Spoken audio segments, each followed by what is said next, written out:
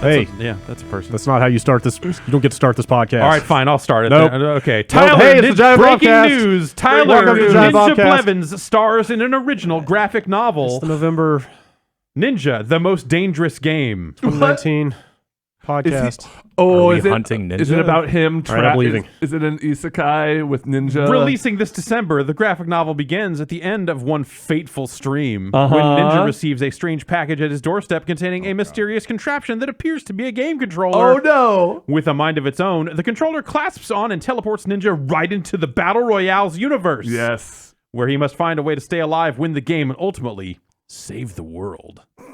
Oh, that's good. That's Yeah. actually that's a good stinger. Yeah, so it's Ninja. He's trapped in Fortnite. No, he's trapped in the Battle Royale's universe. Right. Oh, so Totally fucking not Fortnite. it's a battle royale. He's just. I'm sure he's going to be building. I'm sure he's going to be cranking out 90s. He'll be cranking out something. The most dangerous game. Are you quite done? Never. No. It's fucking, I don't know. All right, you want me to read the rest of my email? No. Hello. Keep going. It's welcome to the Giant Bombcast. It's November the something. Shrouded in a visual novel. fifth. Is it the 5th? The I fifth. thought it was the 6th. I should have checked. He's going to Pac-Man's date a 40th gun. anniversary. Remember the date in November on which this Giant Bombcast happens. It's every Half Tuesday. Brick Studios is making a video game. Half brick or half bridge? Half Brick. Half Break. I like half brick. I haven't heard They their did name in Rascals. I haven't heard their name in a long time. One of my most underrated Xbox 360 arcade games. Yeah, Rascals is Rascals good. Yeah. rules. Oh yeah, that was great. Yeah. It's all right. They also did Fruit Ninja. Oh. Yeah. Yeah. The only Fruit Connect Ninja game I people. ever played. That must have... that probably was a profitable... Oh yeah. That came to a zillion platforms. Remember how many movie tie-ins they did? The Fortnite of its day. Yeah. Oh, yeah, that's right. They did. Do a Like bunch of anytime fucking- a game like that spins off into a bunch of licensed versions, just, Right, like yeah. just like Angry Birds, you know that they're doing all right. What were they? What were the spin-offs? Do you remember? Can you name any Fruit Ninja spin-offs? I don't know. Who was there was a movie one I remember for sure. You also know it was a success because it peeled off into its own line of Dave and Buster's like Oh, arcade right. Yeah. stand. They made it into the Standalones. big ones. Yeah. Like Doodle Jump. It's a name people know. There's Yeah, I Doodle know, Jump I arcade machines. know. Do you like to slice? I do. Sure. How Yeah. about dice? I love dice. Yeah. I really have to know now who Like- the Fruit Ninja. Who is the Fruit Ninja? Who is the Fruit Ninja? And is he trapped in a battle royale? Yeah. Is there a graphic novel starring the Fruit Ninja? Is there a Fruit Ninja VR? Or did those eras overlap enough to produce that? Probably That seems like not. something that should have happened. I had to buy. Yes, there was an Oculus. Yes, The- early Oculus. I feel like there was. The long tail of Fruit Ninja Uh-huh. just barely intersected with the Yeah. early days of VR.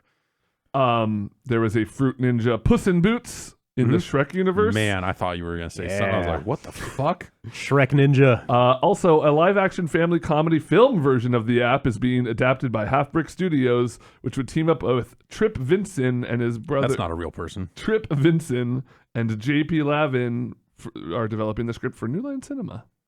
So look forward to that timely Fruit Ninja movie that's definitely still being made. I can't wait. I had to buy about $2,000 worth of fruit because we tested that on Mythbusters. I don't know what there was to test necessarily. We just threw chunks of fruit and cut them up with katanas. Yeah, we did that. Yeah. That sounds fun. I think we cut one. Yeah. Yeah. I feel like one should have been enough. Yeah. We didn't decide to throw bombs at each other, but Mm.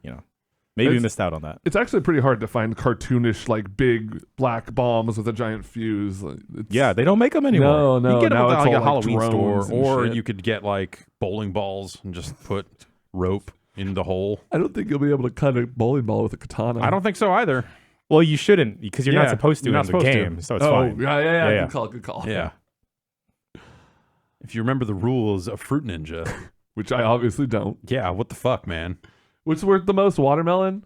Right? Or I thought they were all kiwis. even. You Yeah, just I had thought to it was just- chain it up was- your it's combo. There was like It's either one fruit or it bonus ain't fruit that started like a fruit frenzy. Yeah, I love a good fruit frenzy. Video games used to be good. Yeah, back in the good old days. Now they're all about murder. Ugh. Now they're all live games. That's Fruit right. Ninja didn't need to be a live game. What's on the Fruit Ninja? The Fruit Ninja fucking battle pass. It's different skins. Yeah, I got a sword skin that looks like it's got watermelon I got on a it. lemon skin that makes it look like a lime. Now I'm in a world that looks like it's cyber in style. Okay, that's and kind of cool. and the fruit is a actually. computer fruit. Now video games are all about the things that divide us and the things that bring us back together. Exactly. Ooh, Yeah. Video games are like Swords. ropes. Yeah. But they're also like a bridge. A video game is like a ladder. Okay. Uh-huh. That's all I got. It's better with multiple people around. That's right. Every better. person is a rung. It's better if you like it. Chaos is a ladder.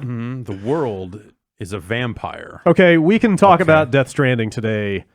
And that yeah, feels yeah, really weird for a completely different reason than it felt really weird on Friday. when we could also talk about it. On Friday, when we could first talk about it, it felt weird because I felt like I at least had been bottling up just a bizarre slurry of emotions about that game Yeah, for a very long time. I had been having I enough was very- conversations with the folks in New York who were playing Yeah. it, and I just enough to go like, oh man. Yeah, I avoided those conversations and still felt an incredibly complicated relationship with that game. Yeah. Today, it feels weird to talk about Death Stranding because it feels like a month has passed since last Totally. Friday. Yeah. Instead of 4 days, it was 4 weeks. I mean, we I knew definitely this was had going to happen. Yeah, but I absolutely like. There was something like the day after that embargo lifted. I was like, man, I think I don't want to hear anyone talk about Death Stranding ever again. Yeah. I spent a good chunk of Saturday looking at people talking about reviews and stuff like that. Yeah. But, Like, yeah, I enjoyed reading reviews. I didn't enjoy tweets, basically. Like, I thought a lot of people had a lot of really interesting things to say. Like, obviously, we put up our stuff. There was some good discussion, like Waypoint Radio. But yeah, man, I'm done. I'm done with the game, and I'm done with hearing about the game and Well, talking about the I got game bad news until, for you. until about a month from now. I got bad news for you because we're going to talk about it right now. All right. I played a little bit more of it Did since you? that recording. So, I was like, okay, well, I wanted to record that codec noise, so I was like, well, did you try? I tried and couldn't find a mission. Which one is it? I think it's Dead Man. It's Dead Man's codec noise. Do Dead Man and Die Hard Man. First of all,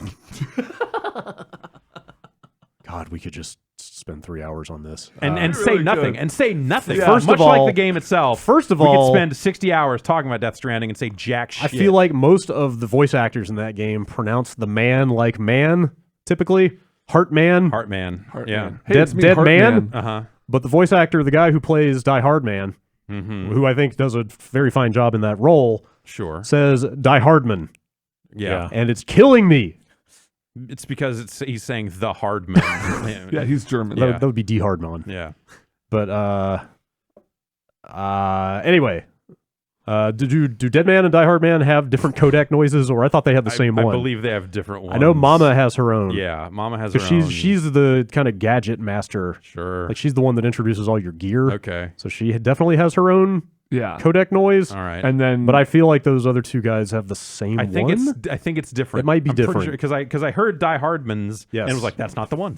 That one is pretty low pitched. Yeah. They all are. They are not analog modem sounds, but they are kind of evocative of them. Sure, a little bit. There's a scratchy. Yeah. So instead, I took a screenshot of the monster cans and uploaded it to giantbomb.com as we are allotted 20 screenshots of the game. Wow, you burned 1/20th of our screenshot allotment on thought that. very quickly about for a while. I was like, maybe I should just take 20 screenshots of these cans. There's only so many angles you can look at them from, Yeah. unfortunately. So I zoomed in for the one that I posted. So, there's not a lot of diminishing returns on. the cans look fantastic. They're good looking cans. they're one of the best renders of It's a the food item in a video highest game ever. quality. It's really all about that texture. I found myself wishing that you had to craft the cans. It was like that I need 6 resins and 3 And like chiral it's like crystals. really rare material. to make a monster. You could get like the ultra energy if you Yeah. have the, If you don't have enough chiral crystals, it's a Right. diet, which is how I want it. So that works out. That Timefall. It's like Final Fantasy 15 food levels of good looking. that Timefall Porter is not even a real food item, and yet that is the most realistic looking fake beer. Yeah. fake beer made from accelerated aging liquid. Mm-hmm. Well, you see, once it's not falling out of the sky, the aging stuff loses Wait, its did they property. say that? Apparently, that's Is the that case. how they? Yeah, apparently that's the case. Because I asked that question. Well, I don't know. It's multiple people I saw saying Huh. that in response to us positing the Okay. question in the video we ran. So it's not an inherent property of the liquid. It's the motion through space that is causing the. I'm 'Cause not it's gonna. time- So it's relative. Yeah. It's a relativistic liquid, is what you're saying. Yeah, that's exactly what I'm saying. Man, This changes everything. what a game. So I guess we can talk about like they're just kind of behind the scenes server stuff. I don't think they said that's like off. I played and the server was up. Well, so that's what I was gonna Yeah. say is that they had originally said that the servers would be down after the review embargo for maintenance, Right. and back up on release day. Yeah. So I resolved not to play it in that window because I don't feel like playing that game offline is the way to go. It kind of defeats the whole purpose of Yeah, that like game. Jan, Yeah. I was surprised to find out you had played like, gosh, a Uh, good chunk of the game good chunk, offline. up to like maybe mid chapter 3. Okay, just yeah, that's offline. a- So Oh, did wow. you see a ton of fake player stuff, like ladders and stuff? Because there's Yeah. a lot of that in the early game that's like tutorializing, Yeah, and those like are- ladder. But like past that, you start to connect areas and stuff will pop in. Like I saw a sign that Ben had put down, or a rope, but it was next to a ladder that was better. So I was didn't give you any kinda- likes. Well, Yeah. I'll let you finish So first. the game, like other than the initial tutorialization items that'll pop up, Yeah. like the rope or like a couple ladders, it was populating the world with like a couple things that didn't look like any usernames I recognized, or they seemed like names from the game. That's Okay. like, oh hey, like here, since you're not playing with anyone, here's this generator, here's this post box. Yeah. But nothing near the level that it looked like when we fired up the game, Brad's save of the game. Right. And then after that, I went home, connected my PS4 to the internet, and holy shit. To be Like- clear, yeah, like you were physically not connected to the internet. Right? I was not It's not connected, like yeah. you were just signed out of the Death Stranding servers. Like there was no way the game could be Yeah. touching a server Yeah. when you were playing it, right? And then like my world was suddenly sprawling and like filled with neon lights and everything, and it was fucking completely Bullshit different. signs everywhere. Bullshit signs, But when but you run through them, it apparently restores your stamina. So I would have taken that Oh, compared I to didn't. what Wait, I was. is that every sign? I don't know if it's every sign. There are but it is- certain I think signs. it's like to keep going. The server, yeah. or the sign that's like a kind of a speed arrow looking thing. If you drive through that sign, you get a big burst of speed. Fun. If you pee next to the no peeing sign, Mhm. you get less likes. I don't know. That's not true. Maybe it's not. Maybe it is. Yeah. Who the fuck knows? If you, anything if that's you enter your happening in the birthday a video certain game. way, you get double dooms. I have double dooms. I'm a high shit. doomer. I don't know if it's every sign, but Okay, Okay, Doomer. doomer. a lot of the signs when you walk through them give likes to the person who dropped the sign. Yeah. Yeah. So I enjoyed seeing the signs that people had put right in front of a place where you spawn and have no choice but to walk through the sign. Just gaming likes. I would always put my signs real just life. right in front of somebody else's sign, just so they went into it first. Yep. I think I saw a sign you had put down saying there's a ladder. And I was like, that's helpful. Thank It you. was kind of It's cool. next to a ladder, maybe. Yeah. It was kind of cool in this review window when, like, how many people could have been playing that game in the last couple weeks? Like a few hundred, Couple maybe hundred, maybe yeah. 1,000 to 2,000. Sure, yeah. I mean, they did send out quite a few codes to. Yes, I have to. This is one of the most like fucking. They want people to play this. I have game. to. I have to give Sony credit for their openness in this whole process. Like, Like they sent they us. must have known how divisive this thing was going to be. Not but only they're- that, but they're I mean- very much like, no, like we want people to see yeah, this thing. Yeah, and They also and, gave and a- it also served the purpose of like that game just needs to be populated online for Yep. it to really reach its potential. So Yeah, like the sure, more sure, review yeah. codes they send out, the more you're going to see of that. And they also give people plenty of time to and, really get and a into massive it. amount of time. Anyway, yeah. So I came home after our Extra Life stream Friday night and jumped in, and the servers are still up. I Right. haven't tried it since then. I played on Saturday and it was still. I'm still. I yeah. think I'm still just going to take a break until it comes out because, like, I figure most reviewers are done with the game and nobody's really going to. It's not going to be very active for the next few days. Well, street dates are breaking all Yeah, over the place, yeah. so more and more people are getting their hands. I on also it, so wonder though if they're going to wipe all that progress at That's, release. that's what I figured. That was my guess. When the 'Cause maintenance, otherwise- like when they were taking the servers down, I figured they would bring Yeah. it up like clean. clean. Because otherwise, like, your people were going to buy the game and come in with like a bunch of roads and stuff Well, built, no, built because already. that's or- not. The timefall Well, does destroy that. Yeah, Well, like, I they've know. got their in-world explanation as to why, and I think that's one of the questions people have had is like, hey, if I buy this game in 6 months, is it going to be like already done for me because all the stuff's already built? And no, because it only brings in a subset of stuff in Well, your yeah. area. And that's directly tied to a stat. Like one of the 5 points of the star or whatever, like one of those is how much shit you will see in your world. oh, really? Oh, That- really? that's the bridge my level or do you know which? whatever, understanding. Do you know which one that is? Is it delivery No. time by any chance? I don't know. Because I couldn't figure out how to get credit for delivery time. Yeah, that's my one like pip that hasn't really grown. So yeah, either. there's a star. It's like the typical kind of like performance graph of different categories that you get rated on after every delivery, and it's God, what are they now? So the likes. There's like the likes one, which increases it grows as you do likes, and then is that what it is? More. Okay, there's one for like the quality, like the damage level of the cargo you dropped off. There's one for bridge link, which is how much you've been interacting with other players.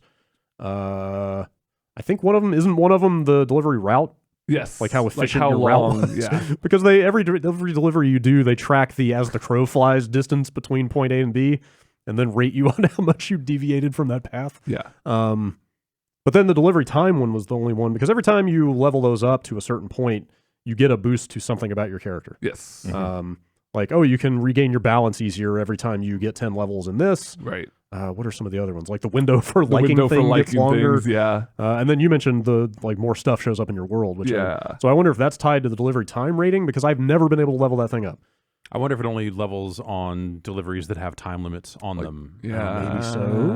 I'm like level 6 out of 10, or 10 is like every 10 is when you when it says, okay, now you get X boost to ability, whatever. Yeah, and some of the others I'm like level 70 or 75, so like I don't know. Anyway, that's good to know, because like the more the stuff shows up in your world, the better that game is. Yeah, totally. Oh, wholeheartedly. Like I'm trying to decide what word to use. One of the coolest like, moments it makes things like less of a hassle. Yeah. And like the whole, I feel like the interesting thing about that game is the online stuff. Yeah, someone else had asked me, like, hey, should I play this game offline? Blah blah. And I was like, no. Like if you're not going to connect this thing to the internet, game's about connections, bro. If you're not going to connect, what are you even doing? He man? got us. He fooled us. I mean, it really is like about the internet too. It's a game that is about the internet, so it makes sense that the internet capabilities are going to be integral to the enjoyment of it. Yeah, but like the game also seems to have built-in limitations around like how much stuff it pulls in at any one time. So you're not gonna, if you play this game a year from now, it shouldn't be. It sounds like it will not be. Every single part of a river is covered with ladders, or because all the items deteriorate and will be removed from the server eventually because the rain busts stuff up. And you're not even seeing those until you bring something on the grid for the first time, which is like one of the coolest parts of that game, when you like link somebody up to the grid and then you see your map, and then just everything like populate. Pops in. It's like, oh man, yeah. It's weird because it's the sort of thing that doesn't make a ton of sense necessarily in world. That you're like, nothing makes sense. I brought my neck chain USB keys to this guy and updated his firmware, and now there's a ladder. Like that does not fucking compute. The Chiral Web, outside of the hey, I'm playing a video game sense. Nothing in that game computes. Like nothing stands up to the scrutiny for the ride of reality. That's probably the thing in that game. Like, but that's fine. I mean, the whole game. You take it all at face value, and you're just like, whatever. Man. All right, cool. Yes, cool. This guy's summoning a squid out of ink. It's pointless to try to scrutinize the game on that level. I mean, everything operates on some kind of bizarre dream logic that you just have to go with. Gosh, what else to say about it? Yeah, Ben, you sounded like you were maybe done with it. I think I for the time being, so I got into like chapter 5. Yeah, I got to 5 too, and then I left. Felt like a good. What can I'm trying to think what I can say. Like at that point, you see there's a big cutscene with that gives a lot of backstory on one major character. Yes, I stopped right after that. Yeah. Although listening to the Beastcast, it sounds like that happens an awful lot. Really? It sounds like there's a whole lot of instances of that, of just like, here's a character spending 20 to 30 minutes explaining exactly why they have the strange name that they have. Okay, great. And it's like the most basic reason, like this one in particular was a little unsettling. Die Hardman's name is explained in the there's an interview clip that you get that I have now. Oh no, this is a protracted cutscene. Yeah, where it's like, here's why his name is Die Hardman. It's because. Also, it's hard to die. I will say he survived a lot of stuff. I will say about this particular cutscene, if you found the BB stuff off-putting, you will not enjoy this either at all. At all. Yeah. But I like the BBs. Well, we talked last week some about the. I think we talked about it in that video that we did, the justification for the bridge babies and how they come about.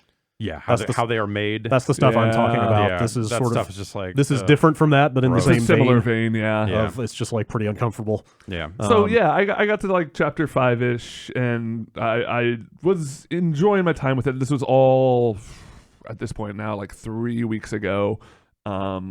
I seemed to that I was enjoying it maybe slightly more than you guys, but like it hit a point where I was just like doing it because I wanted to see, and then I stopped. Went on vacation, and I kept up with like like Vinny and Alex were a lot further than I ever got, and just kind of checking in with them every once in a while to see their discussion of how things got. And it sounds like it never really would end up getting to what I was personally looking for from that game. Yeah. I'm still interested in seeing it through. I'm still interested in seeing the story stuff, because like I would say the majority of the main story, like the plot beats, like what you're doing, what the characters are saying as they're doing it, wasn't super interesting to me, but it still had those Kojima moments that I really liked. Like the first time you meet Higgs in the town and he like does his monologue and then summons a giant octopus out of the ground. Sure, I'm like, yeah, cool. This is Kojima shit. Like giant death spirit squid. Yeah, this is like that guy who shot bees out of. I'm like getting similar vibes from that guy who shot bees out of his mouth. There's definitely some of that. Which is like what I'm looking for in a Kojima game more than anything. It's like the scene where the guy. Yeah, you would have seen this. He's got the gold mask. He's got like the gold skull mask. Higgs, the villain you're talking about, and he takes that mask off, and there's another mask underneath it. Yeah. Oh, great. He pulls his sting. Yeah. Yeah. So like that kind of stuff is there's enough. definitely some now of I'm that. on board. Yeah. So I'll keep plodding along at some point. I probably won't finish it before the year's over. There's just and that's what I come back to is like that game had its aha moments for me. Like a big one that people talk about is like the first time you get a truck, like, and then you're fighting off all these mules, and I actually really like the way the combat feels in the game. It's okay. It's like dead simple. It's too simple. I'm playing on hard, and it's like painfully easy. I like even before you get the bullet gun, which absolutely trivializes it. I just like the idea of this sort of chain thing where everyone's got like a piece of gear, and if you deck a dude, take his gear, you smash another dude, take that dude's gear, and just keep the train going. But at a certain point, once you get good at it, it's like you're unstoppable. The thing that broke the combat for me is it's super basic. Just hit the square button and you do a 3-hit combo, and then once you land all 3 hits, they just get knocked out. Yeah. Mm-hmm. But a bunch of those guys have like padded armor, and you just straight up can't hit them from the front. Yeah. I don't think the game ever tells you this, but I went into the list of tips. Yeah, I didn't learn that until I saw you do that. Which, to be clear, is like how many? Oh my god! Hundreds of items are on that list of me tips. Scrolling through it, and was at that point was in chapter 3. Like there are, and it's good to have a reference for a game that is this mechanically dense and kind of offbeat and not super straightforward about things and just kind of like strange. And maybe this popped up on the screen in the middle of a fight at some point and I missed it. But if you just hold both triggers and hit square, you will just shoulder check those guys. Oh. And it just puts them into a stun state where you then can mash out the 3-hit combo, and then they're dead. And you just do that over and over every time a guy runs up to you, and that's the combat. Yeah. I was almost exclusively using the Strand's parry. The parry, all right. So that's another way to stun them. Because the window on that was just ridiculous. And knock them out. It's strange. So like, yeah, I mean, it had its moments where it clicked for me, and I was like, okay, I get what's going on here.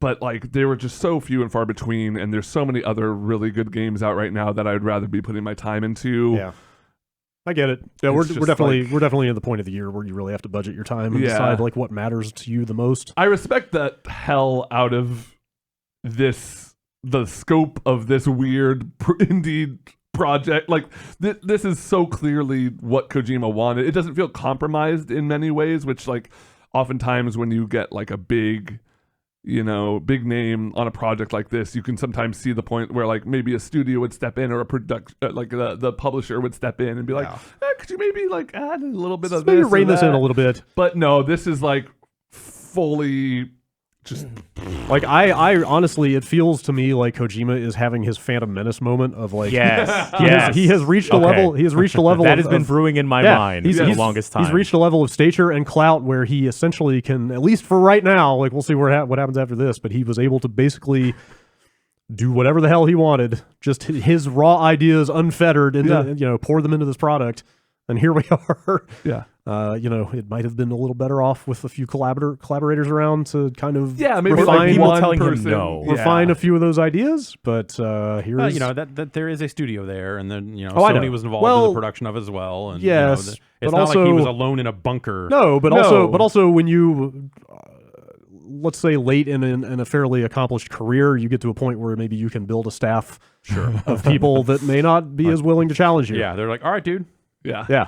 I'll work on a Kojima game. Great. Yeah. Again, if you watch the behind the scenes on the Star Wars prequels, you can see kind of what I'm talking about. Yeah. And then the last thing I'll say about my experience with the game is this is one of the hardest games to take an extended break from and then come back to. Okay. Because it's relatively simple, like what you're doing in the game, but there's so many little nuances I forget. And like that game is so fucking mechanics rich. You talked about the tip screen, just like how long that is, and it's like they do like the packages on Sam Porter Bridges' back. They do a pretty good job of layering stuff on slowly. Like they kind of like are like, okay, you can do this and you can do that. The backpack is a metaphor for the game's learning curve. Everything is a metaphor for everything, and the learning curve or nothing is. And people are so desperately trying to find something that they're just going to cling on to any little bit and go like, no, this means this. Game never over. It is Phantom Menace then. Yeah. But like I was just like out there, and I was like, oh, I forgot about my power skeleton, and I forgot about this and that and the other thing, and like all these little things that get layered in there to make the game easier and more fun to play. And then if you just like forget about all of them and come back to it, you're like struggling again. And I was just like, oh yeah, the scanner. Like it took me like a half hour to remember that I had a button that would show me what terrain is good or bad to walk on. It is a mechanically dense game. Yeah, it feels dense, but also like ephemeral. Like it's so dense, but then there's also like you're walking. That's it. You walk and you throw pee-pee and poo-poo grenades. Yeah, it's a timefall, man. That's why it's ephemeral. You gotta keep that pizza horizontal at all times. Chat. Oh my god. If anyone steps to this pizza, I'm gonna blast him with my shit gun. Is there a way to manually rearrange luggage on your back? Because every time I got to the pizza mission, and every time I would like hit the auto configure button, it would put it vertically on my back. Wow. And so I had to eventually just keep removing items and placing items until it would place it flat on the back. And this is probably one of the most actually flawed aspects of Death Stranding is how little it communicates about some of that stuff in terms of arranging cargo and what your limits are and what the limits of vehicles are, and just how much like fiddly trial and error through clunky menus you have to do to actually make that stuff work. Yeah. Like what you could do there. The thing though is that like by not describing that stuff, it leads to a lot of these little aha moments of just like, oh wow, they accounted for that. That's fucking nuts. But they also didn't account for a lot. They didn't account for it on the control end, but instead you find out the hard way. Well, it feels like a lot of things you learn the hard way and go like, oh wow, they're thinking about the actual orientation of this. But there are some things you can just never know, like how much the cargo limit of a truck is and how much you can have on your back before it'll let you drive it. Yeah. All you can do there is go in and out of the menu over and over, taking one piece off at a time and trying to get back in the truck. That's totally not great. When all they would have to do is tell you, like, here's the weight limit of the truck. Just get under that and you're fine. Right. Some of that stuff's could be better. Or like the stuff that, of like, hey, you got to hold the pizza a certain way. Now get on a motorcycle and sit at an angle that would very much destroy this pizza. Yeah, I think leaning the bike is okay. I don't think it actually accounts for that, is what I'm saying. Yeah, as long as it is considered horizontal on your back, it's fine. Not even necessarily, like, it doesn't even go all the way to the mat with fucking, it's ridiculous you bullshit. could pop a wheelie on that bike and the pizza would not care. Yeah. It actually gets more delicious at that point. So what you could do there, or what you have to do there, is you could basically, quote unquote, offload everything on you, which means drop on ground. Right. And then add pieces of cargo, and this is exactly how I did it with the pizza. I see. You just gotta have to add cargo to your back, like piece by piece, until you get what looks like a good flat horizontal platform, and then add the pizza to make sure that it's horizontal. That it maintains maximum deliciousness. Yeah.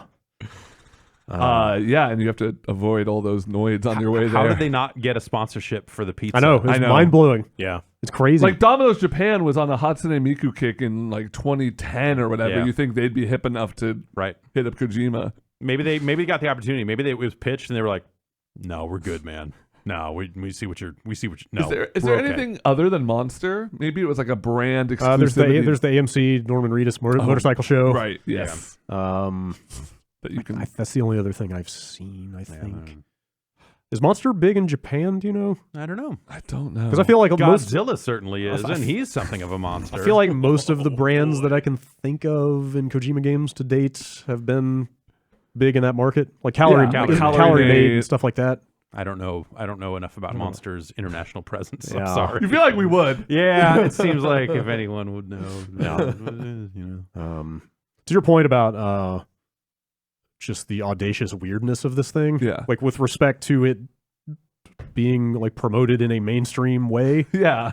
A fairly well-known game designer who works on a major game reached out to me over the weekend after watching my and your video on that thing, saying how excited they are to see this thing. Yeah. And it made me realize, like, can you imagine being almost any other game designer working in the field? Right. Making video games under the constraints that are usually placed on that process. And I mean, like, constraints that flow from, like, market research. Totally. And mass appeal. Yep. And, like, the quote-unquote right way to make a game that pleases a large audience. Right.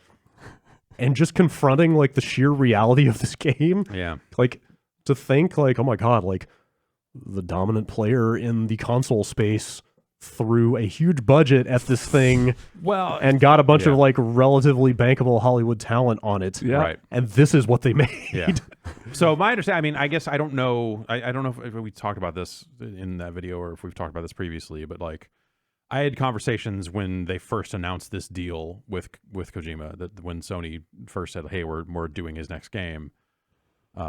And it was framed to me in such a way that like the pitch was like reasonable, like the budget was not out of control. Like you talk about it as this like high budget crazy thing. Yeah. My understanding is this is not some Konami blank check fucking nutball situation. Yeah. Like Sony knew what they were getting into and they were like, all right, yeah, let's get together and do a thing, but for this much money. Okay. And maybe they went over budget. I have no idea. I have no idea. Honestly, what happened though, in like, the years following. like But, hearing like, at the outset, at least, Sony's approach seemed like, hey, we're gonna work with you. We'll give you like a it's not video gonna be, game it's not budget. going to be like $0, but Yeah. it's not going to be some $100 million, like some insane GTA amount of money. Hearing that actually puts the kind of core, like the world design and the sort of core loop of the gameplay into more perspective. Yeah, so like my feeling of this whole process as they showed more and more of the game was this vibe of just like, I know this thing is not the biggest budget game in the world, right? So you're going to be able to see. It's why at when the TGS stuff hit, I was like, oh, you're never going to go into these towns and see these people, right? So yeah, like there are no towns with NPCs walking around. Like by and large, I don't know what happens late game if you when you get all the way out there. Maybe there's us, whatever. Maybe that stuff changes, but the majority of the like kind of way stations you're dropping cargo off at are identical on the inside. Same terminal, same everything. Exactly. Like you see like budget conscious. Yeah. Like things like that along the way. It's a pretty like vast landscape as open world games go, but like none of it is populated with authored content, right? It's all like systemically populated with things that players put there. If anything, it seems like I wonder how much time went into that, like designing that terrain. Like it seems very much like, oh, we need some more rocks here to make this more fucked up for people to climb. Like in a game a game that is intentionally trying to make it hard to traverse the world. Right. Like that seems like something that they would spend a lot of time on. It seems like there was we want people to put a ladder here. Yeah. Right. There was you can kind of see how much QA must have gone into this game, how much time people just literally spent walking around. And it's like, okay, take the weirdest route you can find from this point to this point, and then just mark anything along the way that you think is too easy or too hard. And just I wonder. Because like honestly, I tried, the like in chapter 2, they kind of encourage you, and it's very easy routes like from point A to point B and stuff. But there are sides you can go up and around. And I'm like, I really want to just like take a really hard route to this area just to see if I can with the use of ladders and ropes and everything. And like you totally can. And there's little areas that just like have a really great view and stuff, and it's like, okay, yeah, like this feels handcrafted to an extent. In some cases it seems like that's a way to like like at least in the early game, at least like that first map, kind of chapter 2, like that whole zone seems very much built around like if you bring enough shit with you, you can go around this mule camp You can go around this BT area. Like there's just go up by stuff. this waterfall. Exactly. Yeah. Or you if can, someone who preceded you had the idea to do that stuff, you might benefit from their planning. Well, a lot of that stuff is you going through for the first time. Well, yeah, so okay, it's you not that, able to take advantage of that. That so matters that's more how on they the second map. Yeah, that's kind of how they force you to bring your own shit. Is you have to bring that area online first. Right. So you do walk through that zone sure, and sure. go like, oh well, I haven't extended the network out this far, so I see no ladders, which is why I have to bring my own shit. And then that becomes the gameplay of like, okay, like it's going to weigh me down to bring 5 ladders with me and the cargo, but I'm going to try to take this path instead of this path around through this camp, through these BTs, whatever. Like that seems like the trade-off, and that seems like the decisions you're making as a player, like by and large. I feel like they went a little hard on that in the early game because Totally. that trek to the wind farm, do you remember? It's that's the last drop-off point you get to where finally they're like, all right, now go all the way back to the beginning. the trek to the wind farm at least Like, feel, that almost to- broke to- me. That trek to the wind farm felt very much like this is the path we want you to take. Yeah, that we one are you very don't- much forcing you to go through BT territory Yeah. because we have to tutorialize this baby shit. The to you terrain right is now, super and, rough. Yeah, It There's a forces ton of you into that BTs. little rocky. It's yeah, raining, so like, all your cargo is degrading the whole time. It's Like that's a very deliberate. Like, by the way, Yeah. parts of this game will get fucked. like that was a real low point for me where I was like, this is maybe like more punitive. I mean, than that was where I wanna stopped. Put up with. That was where Yeah. like I got to that wind farm and it told me like, all right, now turn around and get the poop grenades. Right. And I'm like, man, suck a dick. I gotta go. What the fuck? So the only thing that saved me was when you turn around, I forced myself to trudge back to the previous way station from there, and when you get there is when they give you the first vehicle. oh, And okay. that is So the only I- thing that saved So me. I loaded it up trying to get that codec noise to play. Okay. And took on the missions that have you to go all the way back to the start of the game. And I just went straight there. I didn't take the side missions to the way Oh, station or wind no. farm. I said, fuck it. Like, fuck all that So shit. yeah, I'm like going back. if you had stopped by the I forget it's like way station I think it's not, west of no, blah, blah, blah. I think it is distribution hub west of Sure. Central Knot City. Okay. Yeah, they tease Capital you by Knot, putting yeah. the bike out there. But Yeah, they're yes, like, you oh, see there's no the- power supply. That's why I went But then back. I know you get the ability to build the generator. that's so when I they- knew like I could gas up that. Yeah, that's what I bike, did. But So being I was able to like, drive the rest of the way back is like the only thing that kept me going. Yeah, But the most profound moment I had in that entire game is very similar to what you were talking about, where I started playing the game like a week after review codes went out, so most reviewers were ahead of me by that time. So once I got to the map where, did you build roads?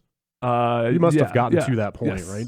Were people, did it seem like, because you were playing it like right when we got it, did it seem like you saw other players dumping resources into those road builders, the auto It pavers? felt like they were done. Like Oh. outside of the tutorial one that you do like to do it, Yeah. they were just pretty much completely So- built. I had like 2 more sections past that people had, or that were already there. Yeah, But past that, I was trying to build more road to keep going south, and just nobody was.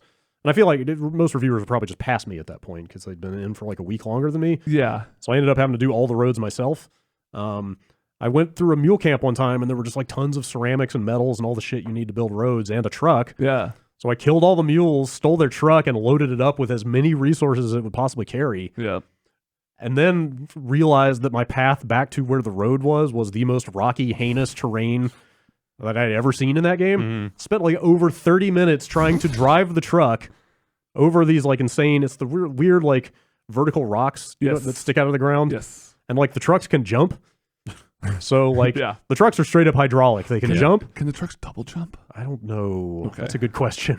Because I didn't even know Sam had a double jump until like I hour 15 of like, that what? game. I don't think I knew that at Sam all. has a double jump. I don't think I knew that at all. I only recently, before I put the game down, found out that you get a power jump after you're wearing one of the power skeletons. Like you get a way more exaggerated jump. Oh, really? I never tried Like it's that. big enough to jump over like those crevices and Oh, wow. some of the areas. Okay. Yeah, like the truck like lifts when you drive over water to keep Right. the body Yeah. out of the water. I drove my and- truck into a river. and But lost still, it everything. was just this horrifying thing of like I am like there's this huge sunk cost now of like I've been trying for almost 45 minutes to try to get these resources back to where I want to build this road, and the truck battery, those things don't recharge through solar like the good vehicles do. Yeah. Yep. So like the truck battery was in the red, just like I was like, I'm gonna fucking delete this game if I don't get this truck back to the road with all this stuff. And at the last fucking second, like rolled over a hill with basically enough bet juice to like coast down the hill right into a generator that somebody had thought to build in the middle of Oh this my God. massive field of rocks. and totally juiced my truck back up and got enough juice to get back to where I was going with all those resources. And I was like, holy shit, maybe this game is the best thing ever made. Honestly, like points like that are fun and cool, but then like I just think about the countless hours of getting to the like it's high payoff if you have the patience to put in a lot of bullshit. Yeah, yes, it is a massive slog to get to that point. I just think the characters and story and stuff like that are really rotten. Yeah, that's a whole separate. I think there's some. I think there's some good stuff in there. Like, you think about, I guess Metal Gear. I mean, maybe it's more Phantom Pain than traditional Metal Gear in a sense, but like, it was that feeling of like when you got to the cutscenes. At least for me, as someone who eventually came to really like the story and ridiculous anime-ass bullshit of Metal Gear. Right. Those things felt like a payoff. Those a little bit. You're like, I just want to see a little bit more of this, this nonsense story. And not every twist and turn was fantastic, but generally speaking, enough of it. And by the time you get to that many games in the series, you're invested enough to where you're like, I'm fucking in for a penny, in for a pound. Let's see the rest of this shit.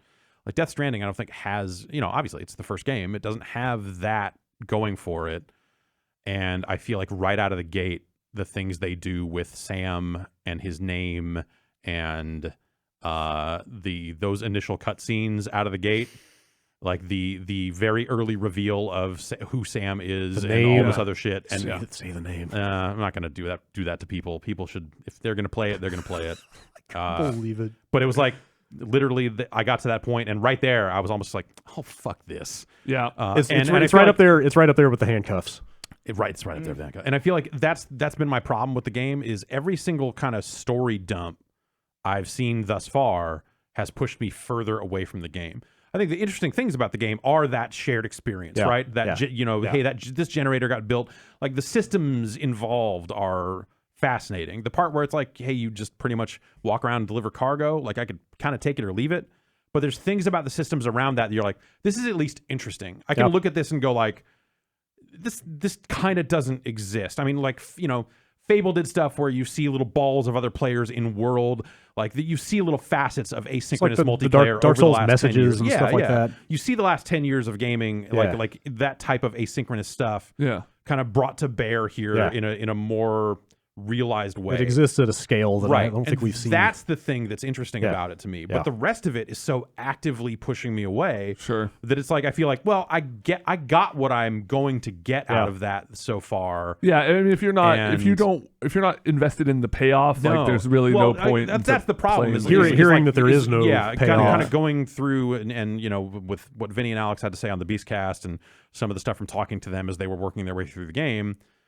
That doesn't change. It's not like there's some like mystical end game payoff where you're like, boy, this sure was worthwhile. If anything, it's like, here's a slap in the face. Keep walking, asshole. And like, that's not. Yeah. Like that's the thing that I look at and go like, I should probably just cut my losses now. I would agree. I think all the main stuff with the story, like what is happening to Sam and Sam's journey and all that is like pretty bad.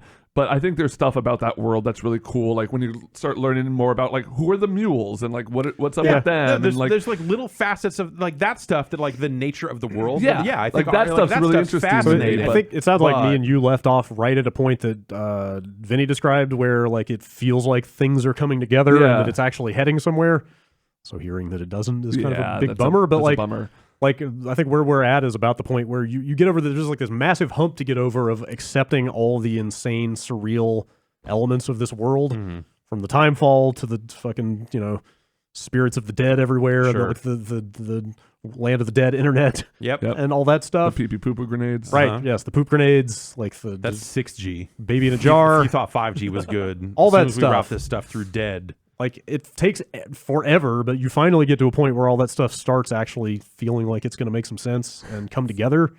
And then Kojima says, "No." Apparently it doesn't, but as of where I was, I was like hopeful about that stuff. And success or failure, I have to see how it attempts to pull all that stuff together. I think that's one of the more frustrating things about it. It's been interesting watching people to react to this. You kind of knew that the reaction was going to be the reaction from the audience, meaning like people who have not played the game, who are fucking angry because you don't understand the art of this game I haven't played. Like, all right, fuck off. Like, what are you even saying? I've never been able to appreciate an art film. I only like big AAA blockbusters. Absolutely, of course. the thing that actually I think is one of the most reductive fucking horseshit things people are saying is like you describe the game to them and they're like, oh, so like a Kojima game then. It's like, no, motherfucker, you jack off. What the fuck is wrong with you? Like Metal Gear had, say what you will about Metal Gear. Yeah. It got up its own ass for sure. For sure. And had garbage explanations for some of it. They definitely like played the nanomachines card maybe like one too many times. Sure. But I think that I haven't even played Revengeance, but I mean, didn't that reach a level of like self-parody at some point? Oh yeah, eventually. But like, yeah. But like what the fuck even happened? I can't get into Liquid's arm and shit. Like, but like that's I think you can bridge those gaps with like, okay, there's some anime bullshit at work here, and it made for a cool moment. Yes, and also you've got decades of those games where suddenly they went from here's this pretty standard top-down fucking MSX NES military game to, okay, now we've got polygons and he made a movie and sure, it's a little preachy in spots, but hey, what are you going to do? And then going off in that direction further and further and further and further. Yeah. Like that's a body of work that you look at and go like, this is fucking wild. Yeah. And it earned it. Yeah. Death Stranding, I don't think earns it. It just starts with just like, I don't know, we're doing this for the sake of it, and like you're right. It starts at like an 8. Yeah, and you have to go on that journey expecting it to lead somewhere by the end of that game. Yeah. You can't necessarily go and going like, well, Death Stranding 2, we'll get to see, and that's the stuff that it's just like, okay, like none of this. You could definitely argue that he has become much less subtle over time. Absolutely. Even like Metal Gear 5. Yeah. Metal Gear Solid 5 was probably one of the more tame Metal Gear games. Absolutely. Like he shows that he can. I mean, who knows? The production of that whatever, game was whatever. But like, it shows that he could at least do restrained a little bit, whether it's budgetary or not. But like that game, I think it provided a different balance to that formula. Yeah. In a way that was still interesting. And maybe like the best playing game in the series. Yeah, that's a weird one. Which is a weird, it's a weird switch. But that's the thing is like, you start to, again, like we don't necessarily know the budgets of these games and all this other stuff. But like when you think about some of the constraints and some of the, leading to his departure and blah, blah, blah, blah, blah, you start to connect those dots and go like, oh, Kiefer Sutherland cost a lot of money and was not there for a lot of sessions. So you don't have a lot of dialogue for him. That is very much in effect here. So, you see some of that. There are definitely entire scenes where characters just talk at Sam with no response whatsoever. But also, like by the time, by the time we got to Phantom Pain, there had been enough leading into it that like I think you could get away with that for a game, and it ended up being the last one, the last real one, whatever. But like again, like that stuff had been earned, that trust had been built, and I feel like this game is starting from a position of, oh, you trust all this, don't you? It's like, no, actually I don't. You're right. And the story stuff, like right out of the gate in the game, is so ham-fisted and so like just surface level that I don't feel like I built up any trust with my time with the game. And he just dumps so much right out the gate. Like this world is insane. Like everything about it. When somebody dies, their body is a nuke, and like the BTs and like the BBs and all this shit. Handcuffs and the but he doesn't give any only time. You can reunite America, Sam. Doesn't give enough time to like really digging into any one thing and like letting you attach yourself to this world. He puts it all on you to like invest. You have to go. And I went. So I did. I was like, well, I want to try to get something out of this because I've liked the past work. Yeah. But then you go in there and start reading that stuff, and I think a lot of it comes back to there's an interview he did with the BBC, or there's an article on BBC about it. I think the interview was with him. Maybe it was them quoting another one, but they straight up ask him, what's the game all about? And he just lays it out as it seems. Just like, oh, it's about, connection and, America and the internet and loneliness and all this other stuff. I get lonely sometimes. A lot of people who play games do, which I feel like is like a kind of a weird burn on the gaming audience in a strange way. But, like it is what it is. It's like the most surface level thing. It's like he wanted to make this thing. He made it. Done. There you go. And I think that's kind of my other problem with it is like, Metal Gear led to discussion in interesting ways around the world and stuff like that. This will for a time, but I feel like the interesting conversations from Death Stranding are going to be about how you found a generator with your truck, and like the emergent, like connected world stuff. Yeah, which you could say in and of itself that has value. Yeah, like that's kind of the point. But it sounds like, and again, this is like perilous for us to talk about since none of us have finished it. We're just kind of going Right. on like what Alex and Vinny have had to say. But like, if you think about like the endings of say like Metal Gear Solids 2 and 3 in particular, Yeah. or even the first one, Yeah. like there was it all reached a crescendo, you know? Right. Like those games had something more to say about what they were about Yeah. by the end. Yeah. It sounds like this does not get there. Yeah. Sounds like this just sort of is like spinning its wheels for incredibly protracted cinematic sequences that just Right. go on forever. It's like, here's this 60-hour game and take it or leave it. Yeah, And so- that's yeah. You know? But again, I'm in deep enough at this point that I just have to see it all. I get have it. to see it and executed. I think that's the thing about this game is like, you know, there are people that will watch negative coverage of the game and come away from it going like, I need to see this game. And I think that's an absolutely valid response. Yes. I'm I think really that there's- excited for people to play this. Yeah, Yes. I think there's a real like there's nothing quite like this out there. It really is not. And I think that's the thing that's maybe most interesting about it. The Madman actually did it. He made a new genre of video game. Strand gaming, baby. Best Strand game. You cannot deny that the best Strand game of 2019 is Death Stranding. What about the I don't know, that Sky on iOS. Oh, that's a pretty good Strand game too. You could like emote at your friends. yeah. But that's the thing. It's like, you know, even the kind of connected stuff. Like this is just this. It's a fleshed out, built system of some of the stuff that we've seen in. Sure. Yeah, like you talk about Dark Souls. Minecraft. Well, not Minecraft is direct synchronous multiplayer, right? I mean, I guess you could join and leave at different times, and you come back, and some people have built more shit. I'm just saying, like, but the novelty of seeing something that somebody else made. Yeah, you're totally right. Yeah, in that context, like, absolutely. Yeah, It's a different vibe than seeing people running around in your world. Yeah. Like, as You helpful. still feel alone. Yeah, as Right. helpful as like the perfectly placed ladder can be. Like, there's also this weird sense of melancholy around seeing like the after image of somebody's presence. It's rather like going than, into a dead Minecraft yes, server. totally. Instead Yeah. of seeing them there, you only see like the echo of what they did. You think about like what they were doing, Right. what mission, if they were on the same mission Right. as you, or yeah, you know, and as much as it can be useful, they themselves are still just out of reach. You know, like it's a weird feeling. It's weird. And The whole and, game is just- you know, I think this. So I did that run all the way back to the starting area, and you know, I spent a lot of time running out and picking up stuff in that starting area and delivering it, and spent a lot of time around those first couple of rivers and blah blah blah, all that stuff between the first two stations, the town and the first station. And it felt like when I got back, like all of the stuff that was there from when it was first on the network and I was seeing other players' stuff was gone, but other stuff was there. Yeah. And it kind of broke it in a weird way. Like, yeah, there's that kind of melancholy vibe to a certain extent, but then also it was just like, it was this feeling of like, oh, it hit a server and just pulled different stuff. Yeah, the stuff will keep coming. Yeah, it will keep coming.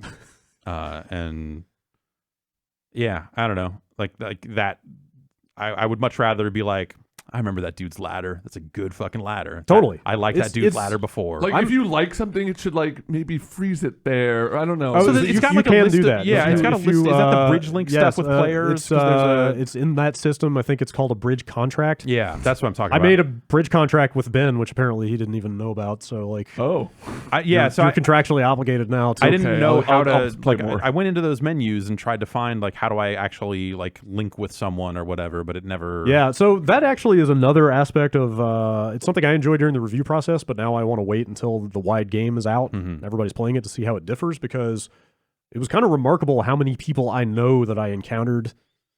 That's in the because game. you know a lot of reviewers. Well, but also there was just a very small pool of people. Again, Right. it Yeah. was like probably a few hundred people, maybe Yeah. 1,000 people or something. Like, I found a package of yours that you had stashed in the shared locker at Lake Knot City oh yeah. and delivered it to the engineer. Hey, I did the same for Timur from GameSpot, left a package out in the middle of nowhere in a player-made postbox. I saw Danny O'Dwyer. I saw Justin from PlayStation. I saw Khalif Yeah. from Spawn on Me. Like, I saw Right. a bunch of people that I know I wonder and made contracts with them. Yeah. So and dropped off their cargo and stuff, and it was cool. The thing I want to know is how much of that. So do you remember doing that? doing The thing that he finished your thing. Did you actually leave a package there? I've and- left okay. packages at Yeah. places. Like that's the thing I want to know, how much of it is real and how much of it is like we're gonna maybe like, oh, this is Oh, like, this was left by a person. Generate some stuff to Yeah. make it seem active. Right.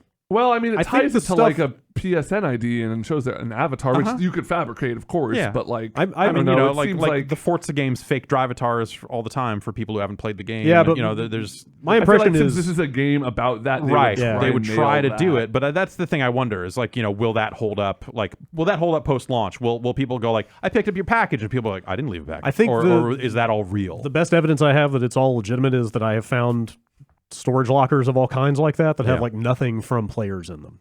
They're basically just bereft of anything interesting. Yeah. And then there are some that are clearly are at the most heavily trafficked kind of choke points between areas that have tons of stuff. And that's really good fakery if they're faking Right, it. But right, it felt like real Okay. items left in Cool. like likely spots. Yeah. I got it.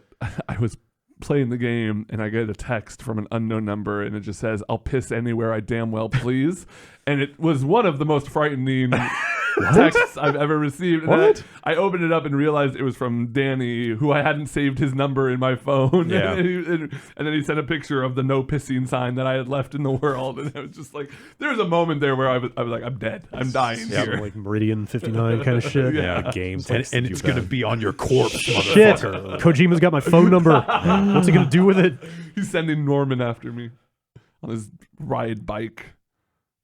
I still don't know 100% how I feel about that game, but it is a wild product. Like, it is kind of insane that it It's exists. fascinating. I think that, well, whatever. You know, we covered it in that video, which people should go check out. It's all early game stuff. That Friday, right? Yeah. Yeah. Or like Thursday morning in New Zealand, Yeah. basically, which is when games come out now. I think it's a game with like gigantic, huge, glaring issues, but it's fascinating just the same. Totally. It really is. Yeah. And there's a part of me that cannot wait to get back to it as soon as the servers are really populated again. I'm like a tiny slice of me is just dying to get back to it. Yeah, I'm excited to have our eventual conversation about it with other people who have finished the game. Yep. That was a lot of Death Stranding talk. Woo! I'm going to move that we go ahead and take our break Okay. now, and then come back on the other side and talk about more games of the day. All right.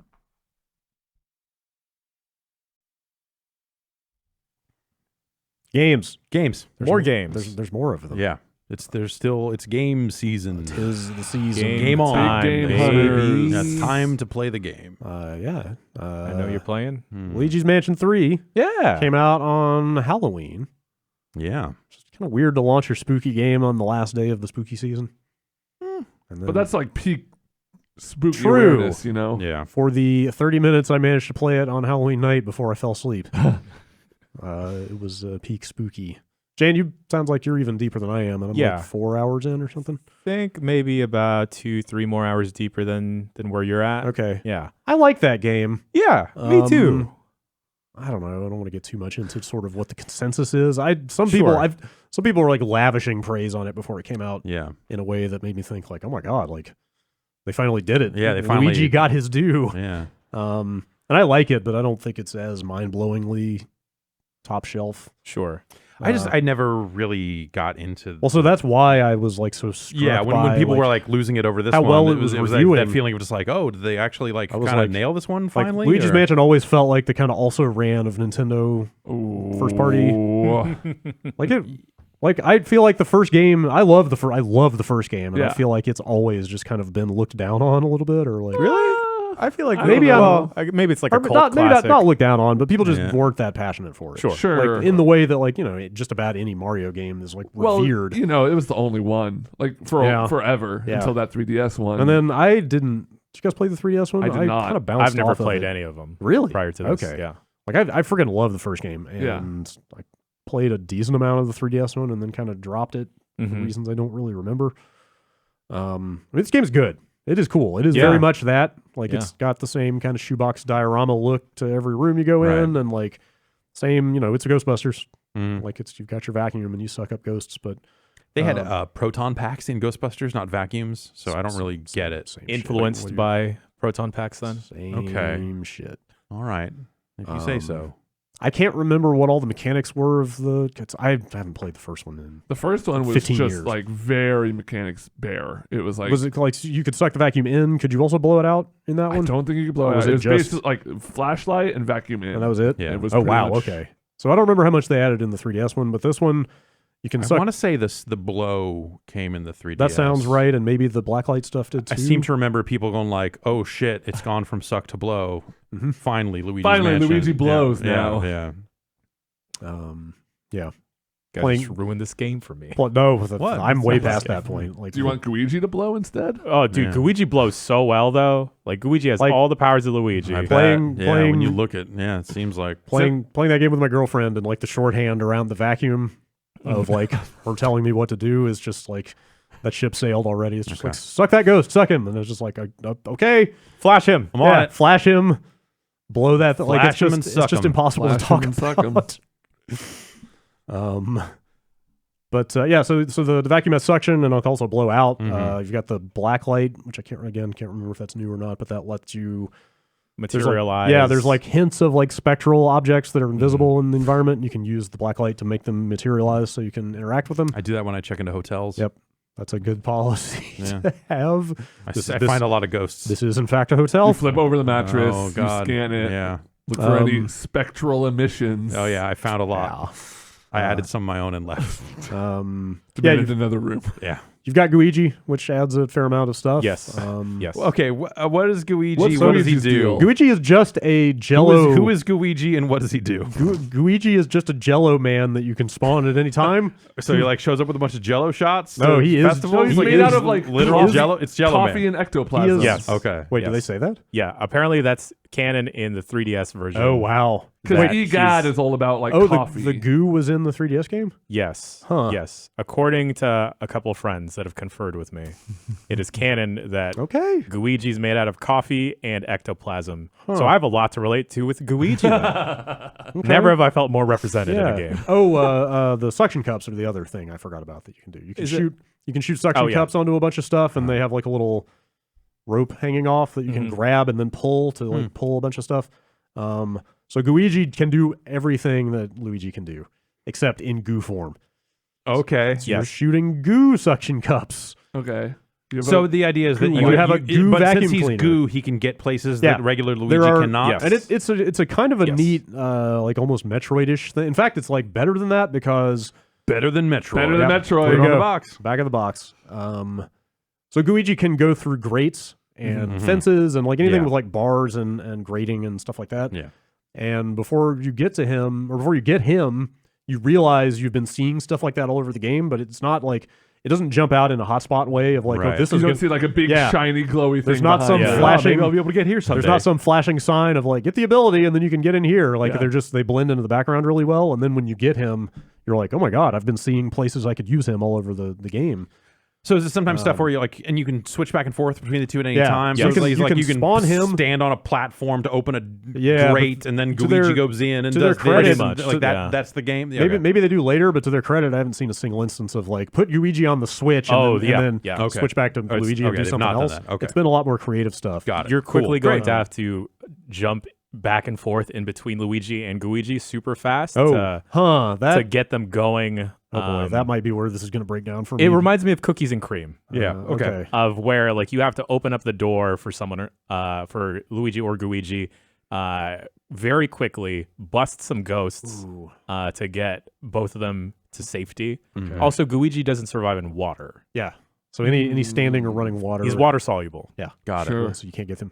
That might be. We'll see how it goes. Where this game breaks down for me, because like the controls are a little clunky. Yeah, Like, they're not the best. The and aiming is a little bit I off. saw Aiming- Kotaku saying that there was an alternate control scheme. That That's was like not way a scheme. better. It's just that the face button, the functions shoulder are buttons functions are on both the face buttons and the shoulder Okay. buttons, and I already switched to that. The problem is the dual stick aiming. Yeah. Because by default, it doesn't work like a dual joystick game the way you think it should.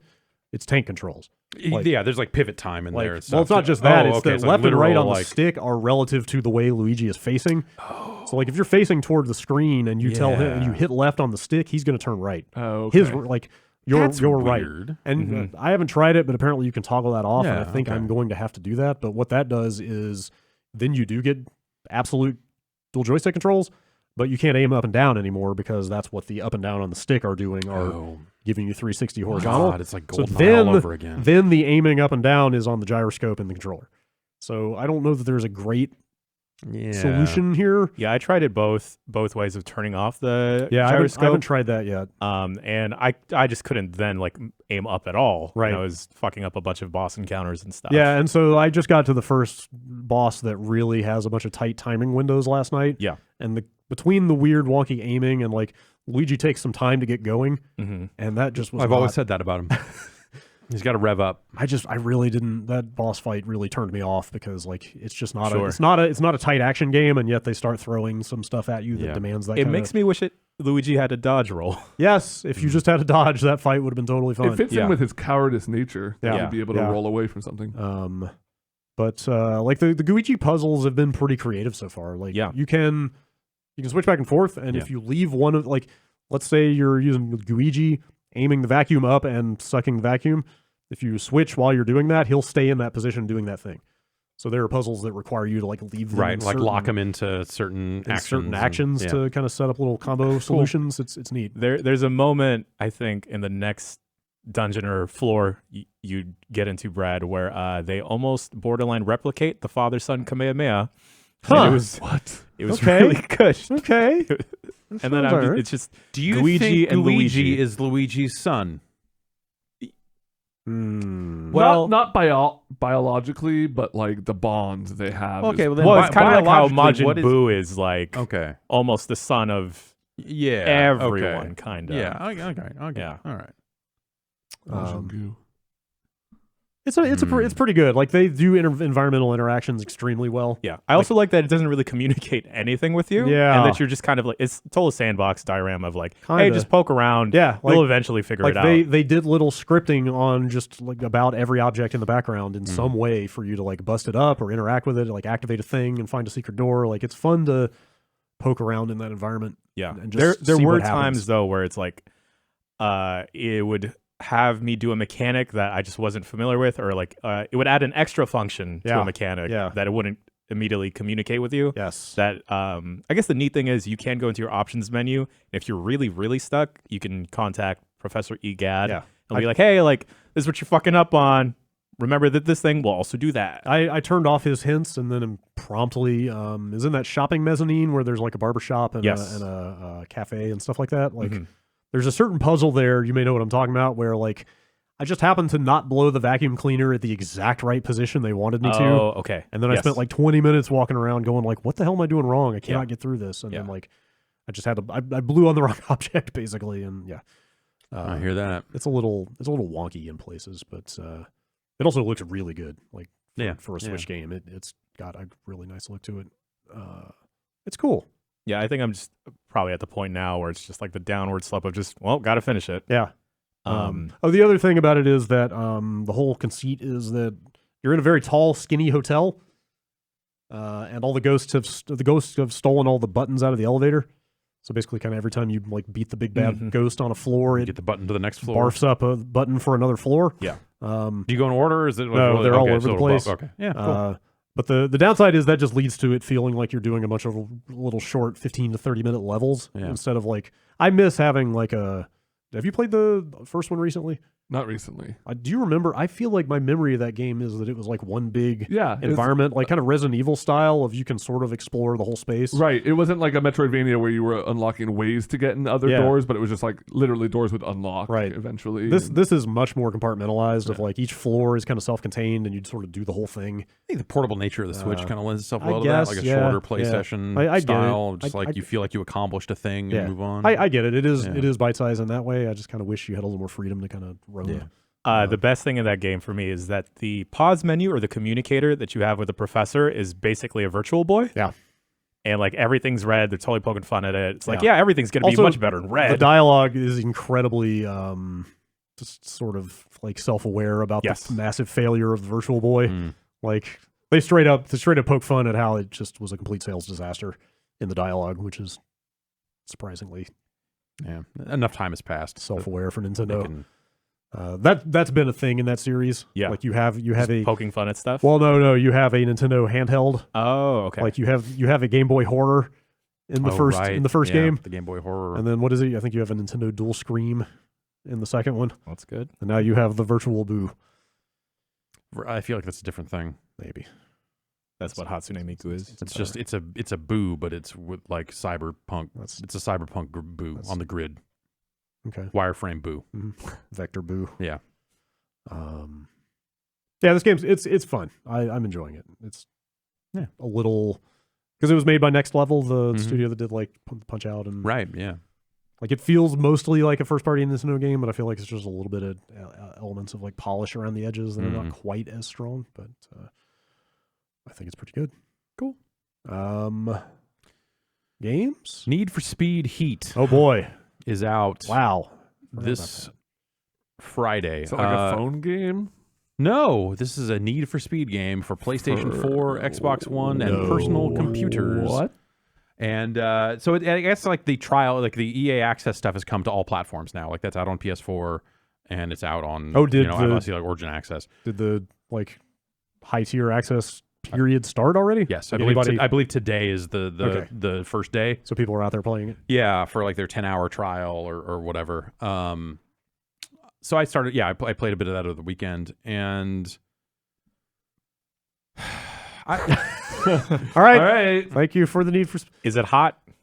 No, Are the streets hot? In fact, it's like raining most of the time. Oh, I mean, I like some wet pavement. Yeah, so it's on the PC. I think it looks whatever. It looks good on PS4. Also, those are the two versions I've seen.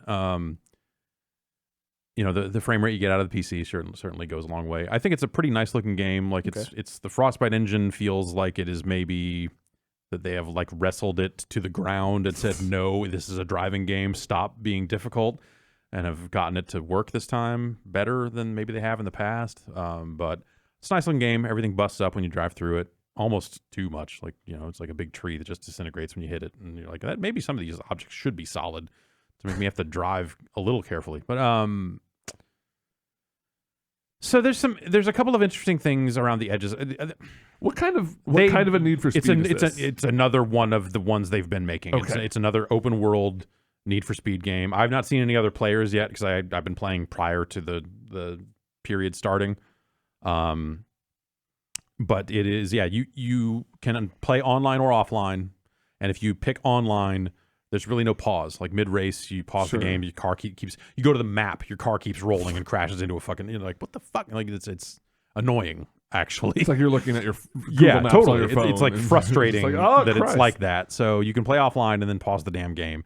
And it seems like maybe the only thing you would lose out on is maybe seeing other players. Like I said, I have not played when other players have had access, so I have not seen another human. And when you start an event, when you're online, you can opt to like try to offer the race to all the other players in the world. Which if no one is in the world, it actually just has this countdown timer that then stops and does not start the event. And you're like, what the? Oh, I got to drive back up to the start point, hit start, hit play solo.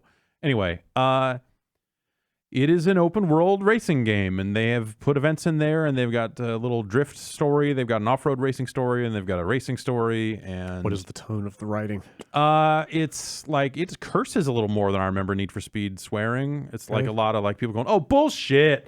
Like it's got this kind of Miami-ish kind of coastal vibe. Okay. Very rainy. Latin kind of sound, less social media influence than the last one. Wasn't the previous one the one that was all about getting likes? Right. So in terms of it being a currency in the game, no, that's not present.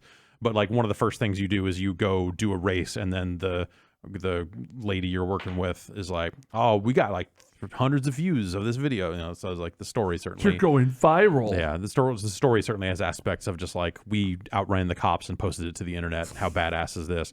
It's pretty badass. The game starts out like with a really like a cutscene of like the cops are fucking fucked in this game. They have there's a big long cutscene of like the chief of police or whatever, the head cop, giving a press conference about how he is zero tolerance on racers and just like, I'm, like give him the chair. Yeah, pretty much practically. And then you play as a character doing a nighttime race, and then it goes awry. The cops find you. And then like literally like the character, the car ends up falling off of a bridge into the water. The character's sitting there, fucking cops standing over him, and they're about to kill him. They're about to like, we're gonna make an example of you racers. Like literally like could have fucking like murder this dude and plant a gun on him or something. Jesus. And then that ends up not happening. But that guy's like, fuck this, I'm out of here. Fuck this town. Right. And then you play as a different character in the game. Okay. Which like is a promising start in a way where you're like, oh, the cops are like fucking like this head cop is literally like turning off the camera feed so that they can do you real dirty and not. It's such a cool narrative. I mean, it makes stakes exist, which like Need for Speed, I feel like traditionally is like either you're in a gang, or like I don't know, you're in a car. Like there's no reason that you're racing around this world. There's no motivation for you. Fucking, I've got a need. Right. They don't do a good job of expressing why you have this need for speed. You're right. Actually, you're totally right. You're born with it. And they so that's like an interesting premise to start out the game. Like, oh, the cops are like fucking cops. They're gonna turn this camera off and murder this dude. I mean, isn't that the whole gameplay hook of like at night they're out trying to take your ass down? So that's there's a yin and yang to this game that I think is like intelligently designed, but the game itself is pretty boring. And that's the problem. So you've got two currencies, basically, or two numbers that go up. You've got money, which they helpfully call bank because that's edgy. I get that's what the kids say. Edgier. Yeah, it's like, we got to get a fat bank. What are you sitting on all that bank for? Oh, like, it's just like, why? Fucking... At least it's not Bitcoins. Yeah, but it's just weird. So just say fucking money. Just like... Cash. Yeah, bank is a word for cash. Throw it in there. But like... Skrilla, even. Yes. I've got to get more Fetty homes. Cheese. Sure. Gouda. Yeah. So like them like branding it as bank is just like, it's one of the most fucking... It's like somebody, it's a 40-year-old in a suit going, what do the kids call it? It's what can we call it? Exactly the vibe. Bank? That is exactly the vibe. It's edgy. So anyway, you've got daytime and nighttime. In the daytime, you get into races that are sanctioned events as part of the showdown, whatever, festival, blah, blah, blah. Mm. When you complete the races in the daytime, you earn bank. But because you're a nobody around town, no one wants to sell you shit.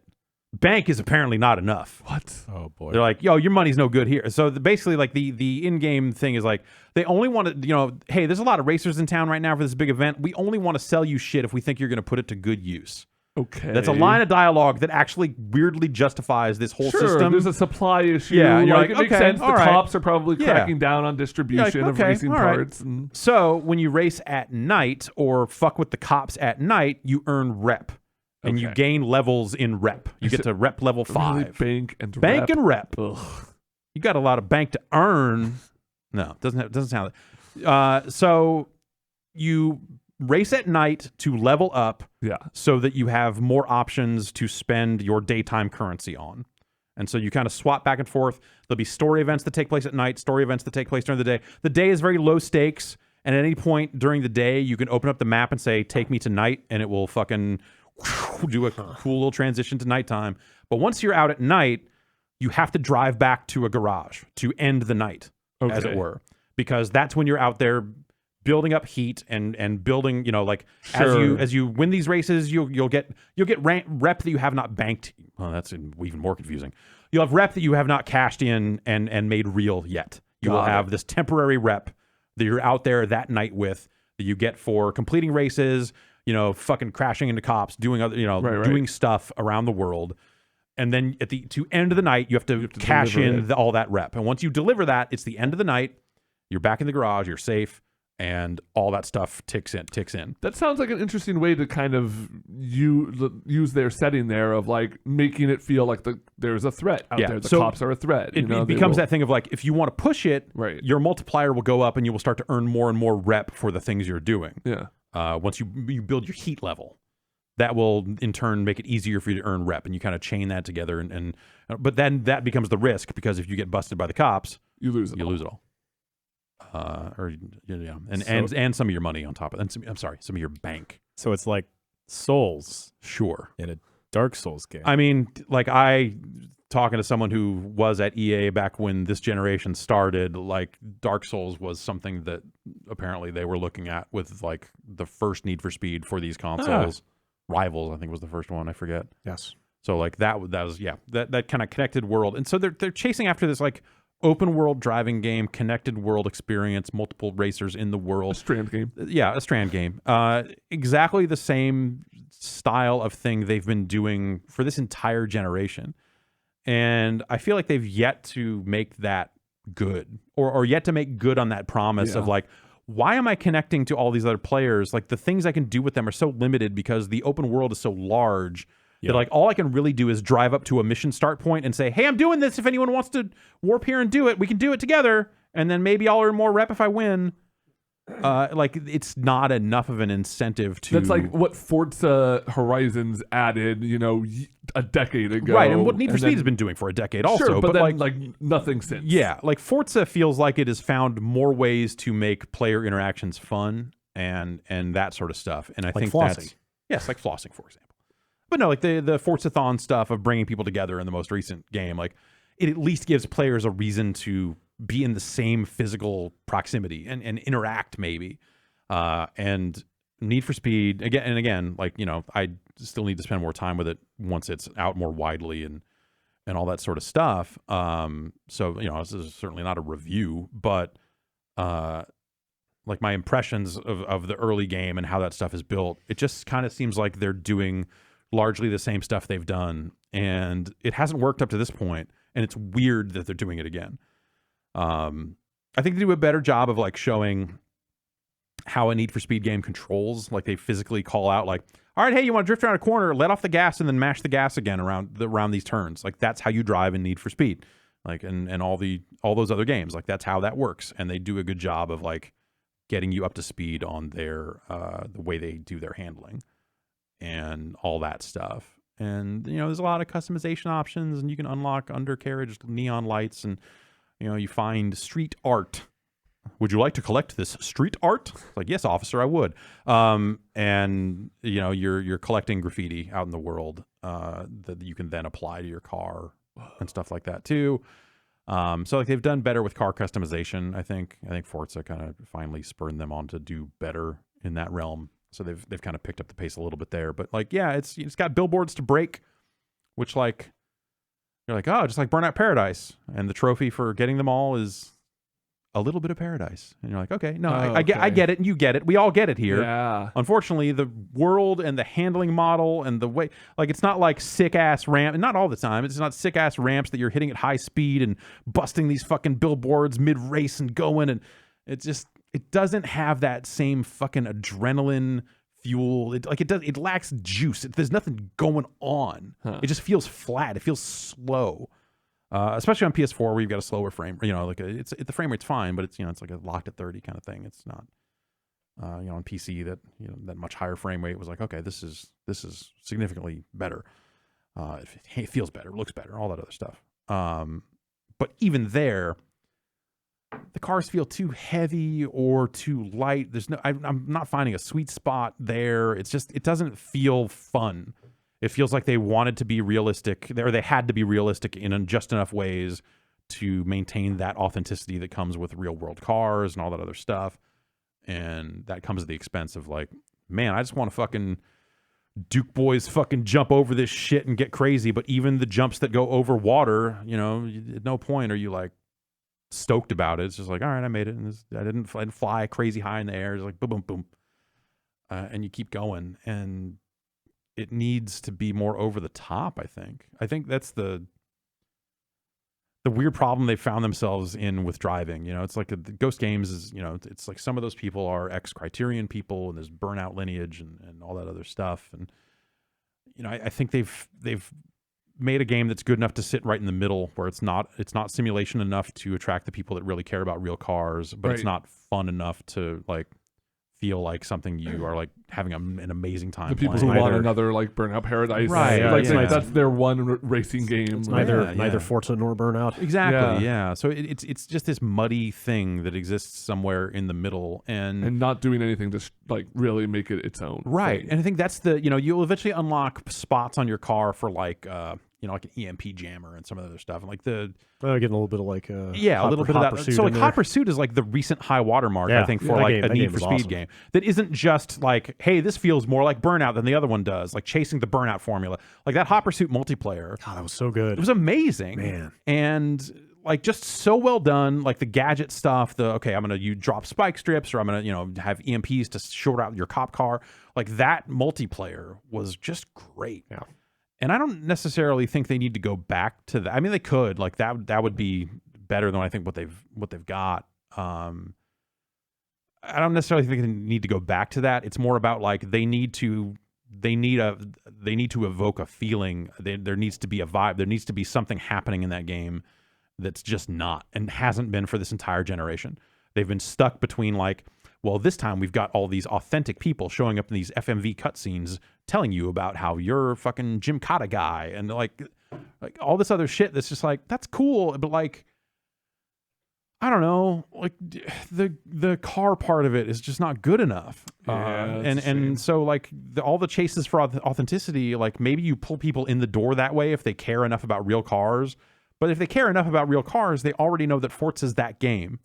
And that Forza Horizon is the game that splits the difference between like, it's still that game, but now we've made it fun. And, obviously that doesn't exist on PlayStation, so there's really nothing like it there.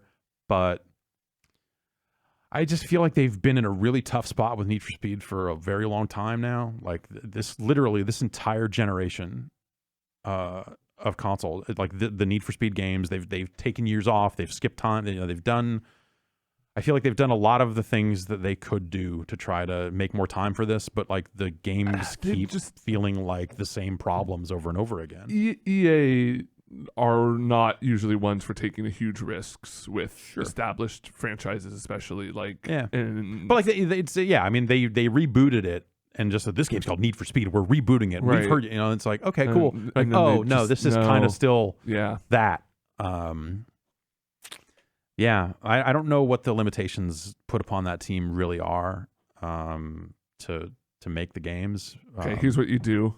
You can drive a car, but you can also do like a hover boat or a plane. Okay. You've put it chock full of like N64 characters like Banjo-Kazooie. Like Banjo's there, Conker's there, Tip Top the Turtle's there. You can race in like a cool castle, and you call it Diddy Kong Racer 2: Need for Speed. That'll never work. I don't know. Put it on Switch. Anything can work on there. Yeah, fair enough. You should just get into the Crew 2 because it's basically that game. That's basically. It doesn't have Tip Top the Turtle. It doesn't have Tip Top. Did they ever add all the stuff they were supposed to add to the Crew 2? Fucking probably. I think they did. Yeah. Like multiplayer? Probably. I think like 8 months later they added multiplayer. Did that come out this year? No, that was last year. Okay. It was like a year and a half ago. Sure. So yeah, I don't know. Like, Need for Speed will be out on Friday, and there are more people playing that, the trial or getting access to it over the course of this week. So I'm still really interested to kind of dig into a little bit of that stuff and see what it looks like with human players and all that sort of stuff and all that. But like, yeah, first take of the first few hours of that thing just doesn't seem like. I feel like I get my hopes up every time they skip a year, which they've done multiple times this generation. That is like, okay, they know they need to do more. They know it needs to be a different thing. Let's see what we get. And then it comes out and it's just like, oh, this is like largely, it's better than the last one, which was bogged down with microtransactions and a bunch of fucking horse shit around the edges there. Like it already terrible seems characters. Oh yeah. This already seems like a better game than that one. But it's a pretty low bar. Yeah, I feel like questions about EA's output are larger than Need for Speed at this point. Yeah, where they're at in general. We'll get into that in the news a little bit, but like, they seem to be in transition. I feel like Need for Speed and NBA Live are like rapidly like entering a pretty similar space in terms of just like I don't know why you're doing this anymore. Yeah. Real quick, do you want to talk about that new Elite controller? Yeah, I got my hands on one of those. This is the second round. The Elite Series 2. It's got, I think for me, like the coolest things about it it's got that rubberized grip all the way around the edges of the bottom. Oh, really? You know, on the Elite one, it would stop kind of part way through. Was it the bottom half that had it, or the top half? The bottom half. Okay. And I had to actually glue the rubber back onto my Series 1. It eventually started popping up around the edge. So I just shot a bunch of glue in there and held it down and got it back together. This one is rubberized all the way around. Feels great. It's got an internal battery, so it comes with like a charging dock. Oh, that's huge. Shit. And they're saying it's like a 40-hour battery, which is fucking. It's kind of weird to see them go in that direction though, because they've always just been the hey, pop a couple double A's into this thing. Yeah. This one internal battery and just it's got the contacts on the back, so you just set it right on the charger. USB-C. Battery replaceable? No, that's a bummer. That's unfortunate. Yeah, we'll see. Yeah. Well, batteries just degrade over time. Yeah. Like that is inevitable. It just depends on how quickly they degrade. Will there be a Series 3 by the time this one degrades? Probably. And they've got adjustable tension on the sticks, which is for the first one didn't have that. And it showed up a little tighter than the Series 1, and I adjusted a little bit, and I was like, actually, Series 1's too loose. Yeah, so the Series 2 starts tighter. Great. Or shows up tighter. Yeah. And I left it at that setting. I was like, actually, this is great. Yeah. That's my one complaint with it. Yeah. There's just little things like there's texture on the triggers and stuff that your fingers are gripped to them a little bit. The trigger stops. I don't know if you ever use those. No, never. Yeah. I would use them here and there, but they never felt great. They get a little tight. They're a little the hardest stop is even a little bit shorter this time. Okay. So they feel even a little bit more like buttons, but they still have that hard clack when you Yeah. pull them of just like, it feels like I'm pulling this and it's stopping artificially because that's literally what it's Feels doing. like you're slapping something. It doesn't on a feel, thing. it doesn't feel natural. Yeah. So I think that's still my problem with it. But it works well enough. And yeah, it's still got the same feel of the same paddles on the back, which I never really got into using those. It seems like it's, you can store more controller settings and stuff like that. But like for me, really, it is the adjustable tension on the sticks, and just that the grippiness of the controller is enhanced. It's a good feeling controller. I think the Series 1 controller is an amazing controller, but this one is better.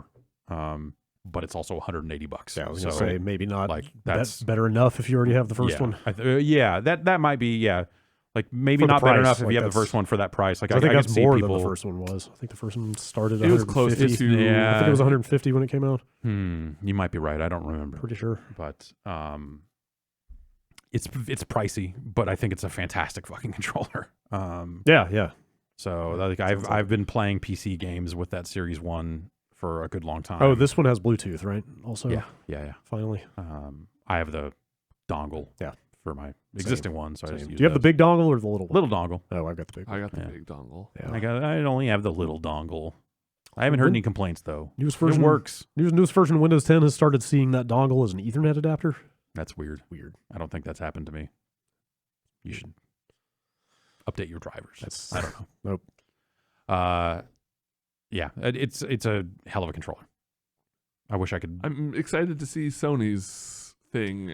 Well, they Because they announced one? I thought they did. No, like a third party company, Like multiple third-party companies. Yeah, multiple third-party. Astro did one, and then okay. there's been one or two other I think companies. Astro is the also- one that kind of got the most like acclaim, or like people were talking about that one. Yeah. But it was still a third party. And there's another newer one out there, Okay. or maybe it's not even out yet, but another company has announced a similar, like, here's a high-quality PS4 Yeah, that controller. Astro one looked nice. I think Control. I played Control with one of those at the pre-E3 event, and I was like, this is actually a pretty nice controller. Yeah. But I don't know if I trust third party. Yeah. Like, because isn't there something different with the syncing with third party controllers I don't know. or something like that? I forget what it is. On the PS4 in particular? Yeah, there was something about it that I was like, oh, Maybe. like I was all but ready to pull the trigger on one of those after seeing it at that event, and then I can't remember what it was now. There's something I read about it that was like, oh, well, fuck that.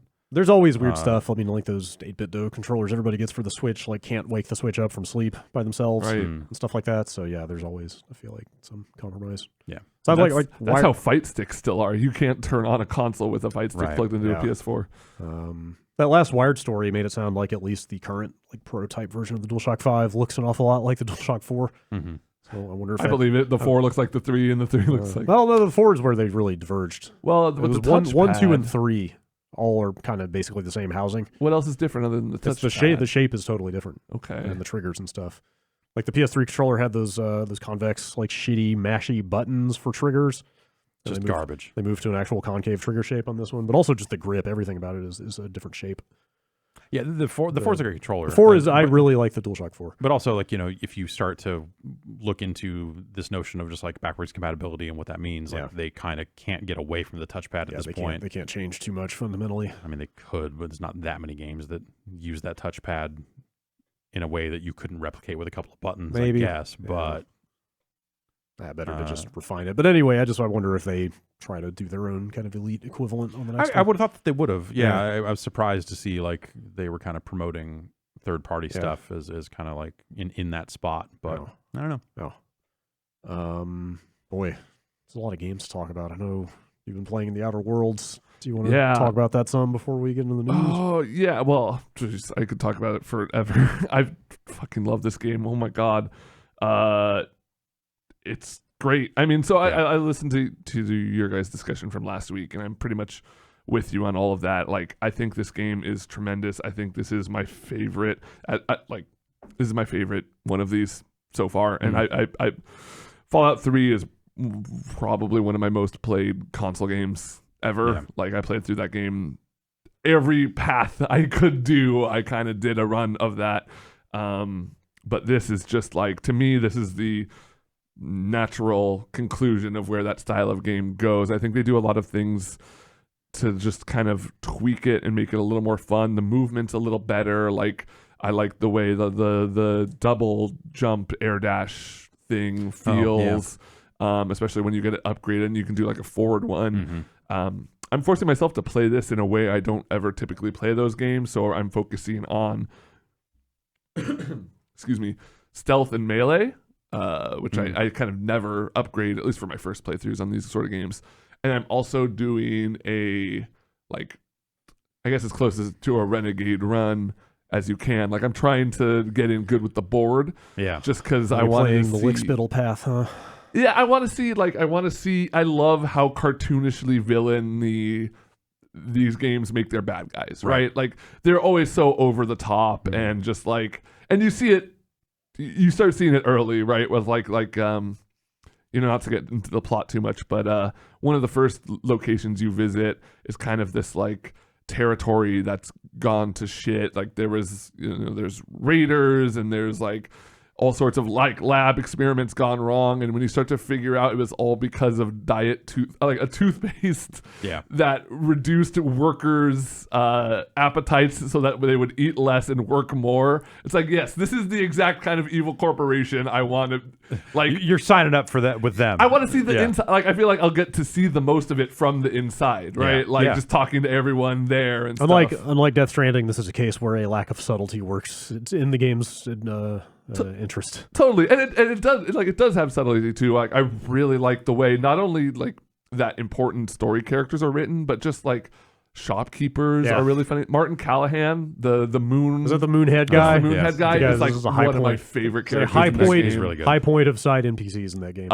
You should talk to him wearing the moon hat if you haven't yet. That's, what? Yeah, it's really good. But like, there's so much of that, right? There's so much of like, you mentioned it last week, but like, one of the early area, like the first zone you go to, one of the first like sets of armor you find is raider gear. And if you start talking to like the cops on the planet, they're like, look, we don't want any fucking trouble, man. Like, you're dressed up as this raider, like, don't fuck with us. And then you have to kind of talk them down. It's very reactive. Yes, it's very reactive. They do a great job of that stuff. It's totally like, it still totally has those, like, you need a 40 in lie to hit this, or you need a 50, but like, there's so many different types of skill checks and dialogue checks and all that stuff that it feels like I'm always, like, every other conversation I have a dialogue option that feels like exclusive to that conversation. You're bound to qualify for something. Totally, which is for high or low. Like, we talked about the dumb, the dumb options. Apparently the dumb playthrough is real good. Like, if I do a second run, I think I'm going to drop my intelligence all the way down. Yeah, I would love to see that. And there's so much great stuff in this game. One thing that I kind of don't love about it is how it is structured, how like the level layout is structured. I'm fine with them abandoning the big open world. Right. But it feels a little weird that like every planet you land on is kind of a series of boxes with like 2 to 3 major interest points and then 2 to 3 minor interest points all within a square. But the inverse of that leads to something I really appreciate, where it's extremely crafted. It's not like wandering the wasteland in Fallout and hoping you find something weird behind a tree, but like this has platforming in it. Like this legitimately has, like, if you run along these rooftops, you'll find like a treasure chest with some cool gear in it that you wouldn't have normally found. And gosh, it's fun. It's really fun to play. Like the combat in those games is pretty simple. Yeah. But I this really game is like, pretty easy as you go. Yeah, I've been playing on hard. I've been okay with that. I feel like hard is probably where most people should start this game, especially if you've played other ones like this. And also forcing myself not into like my standard long gun plus one other thing kind of specking that I always do in these games. Is making it a little more challenging. I think the time dilation is a lot better than VATS because it's more freeform. Yeah, you know, I like that. It's not just auto selecting body parts. You know, you can actually move and aim and do all the things you would normally do just in a very slowed down state. And I like that it gives you immediate feedback on like cripple chances and stuff. Yes. Like seeing the status effects before you pull the trigger is nice. Yeah, like aiming at these legs is going to do cripple. Aiming at the head is going to do blind. Aiming at the body is going to do burn. Like, it feels like it really goes, and then like with elemental stuff tied to the weapons, like they really did kind of add on to the formula. Like they could have really honestly just made this play just like a Fallout New Vegas. Right. And people would have, I mean, it probably wouldn't have been as popular, but the people who were in, like me, would be in and be like, cool. No, it's like but they've learned from those games and they've learned from other games and kind of updated it. I think the writing is just great, especially in terminals. Like I'm reading every terminal I find, every message in every terminal, not because like initially I started doing that out of habit because the old games, like sometimes you would unlock a quest by reading something. Yeah. And I started doing that, but now I'm reading everything and it's not always funny, but it's always at least interesting. Or giving you more context about the guy who you're doing a quest for to better inform your decision. And or just like, what is this building I'm in? What were they doing here? Yeah, like, totally. God. And then you can like see it. Like you can go like read about an explosion, then see where it happened. Yeah.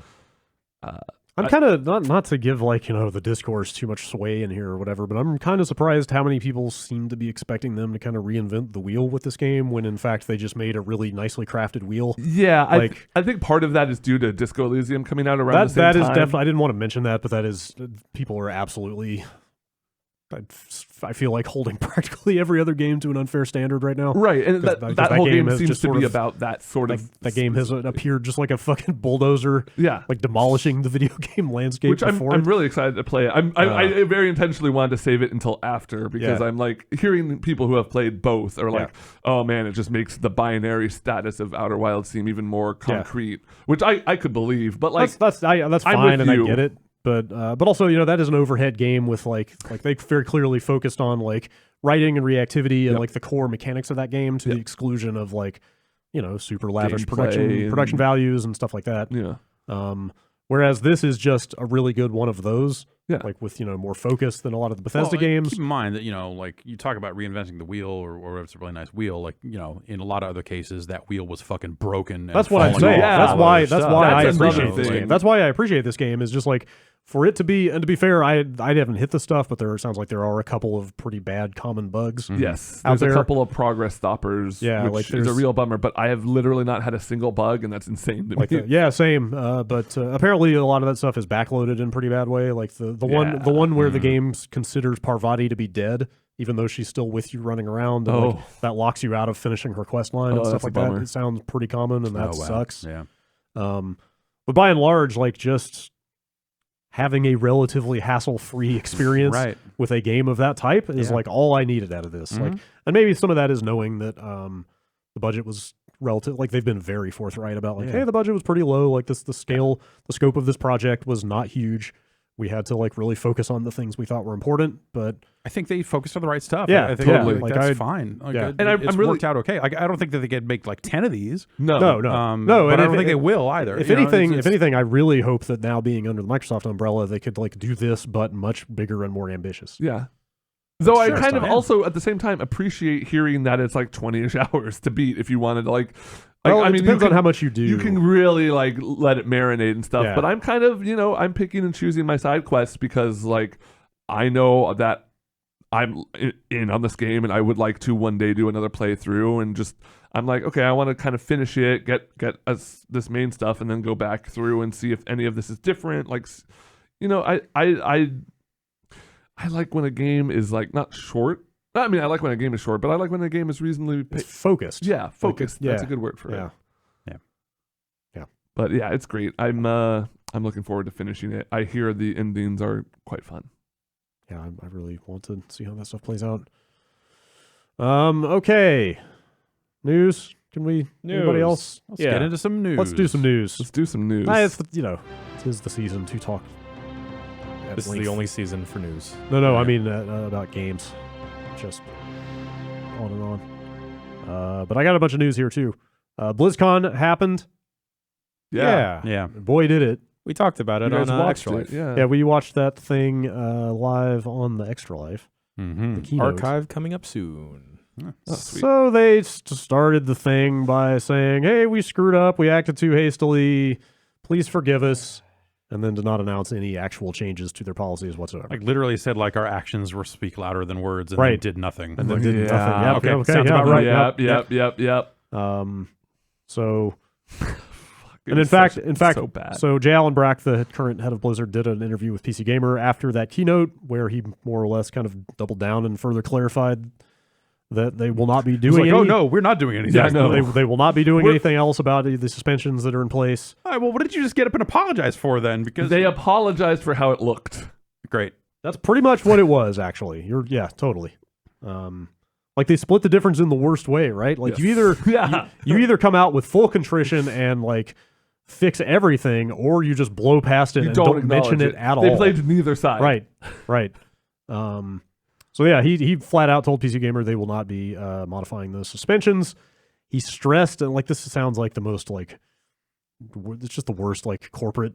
This is the legal. This is the Apologism. lawyer is literally whispering in his ear. He insists that it had nothing to do with the content of the statement that was made. That it was purely that it was a statement outside of the bounds of Blizzard games. Right, that they were using Blizzard's platform to make a political statement. Right.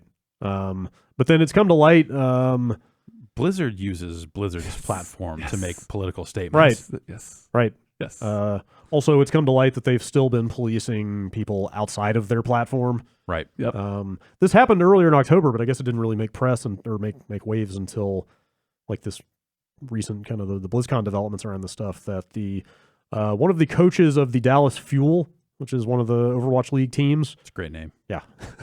Jane, he's like a huge content producer too. Like, were you familiar with him? yeah, I've subscribed to him on YouTube. The way people were just referring to him as Jane made me think like he's a pretty big community figure. Yeah. He had posted on his personal Twitter in support of Blitzchung Mhm. previously and had been made to delete that tweet from his personal Twitter. Yeah, which the whole thing was about like, oh, Blizzard, doesn't want their platform Yeah. to be used Yes, for that this. was But the- then here you've got an example Or of anyone it's else's Twitter. platform. So Yeah. is it different because he's a coach? Does that make him an employee of Blizzard? I don't know what the employment situation is there Yeah. that they would be able to pressure him. Yeah, I believe the Overwatch League is operated and owned by Blizzard, so think I guess that's right. technically Yeah. up the chain. Yeah. So that's probably why it would be different than if just like some pro Overwatch player who was not a part of the league said something. Right. It's still. In this interview, Yeah, these two things taken together, Yeah. like only make it worse. You're like, fuck these guys, come on. this interview, the same interview, he defended the suspension of the casters that were present during that comment by saying that they failed to keep the broadcast focused on what it needs to be focused on, which is the games, quote unquote. I feel like that's a real Like, there's like a grim, almost brutalness to those statements.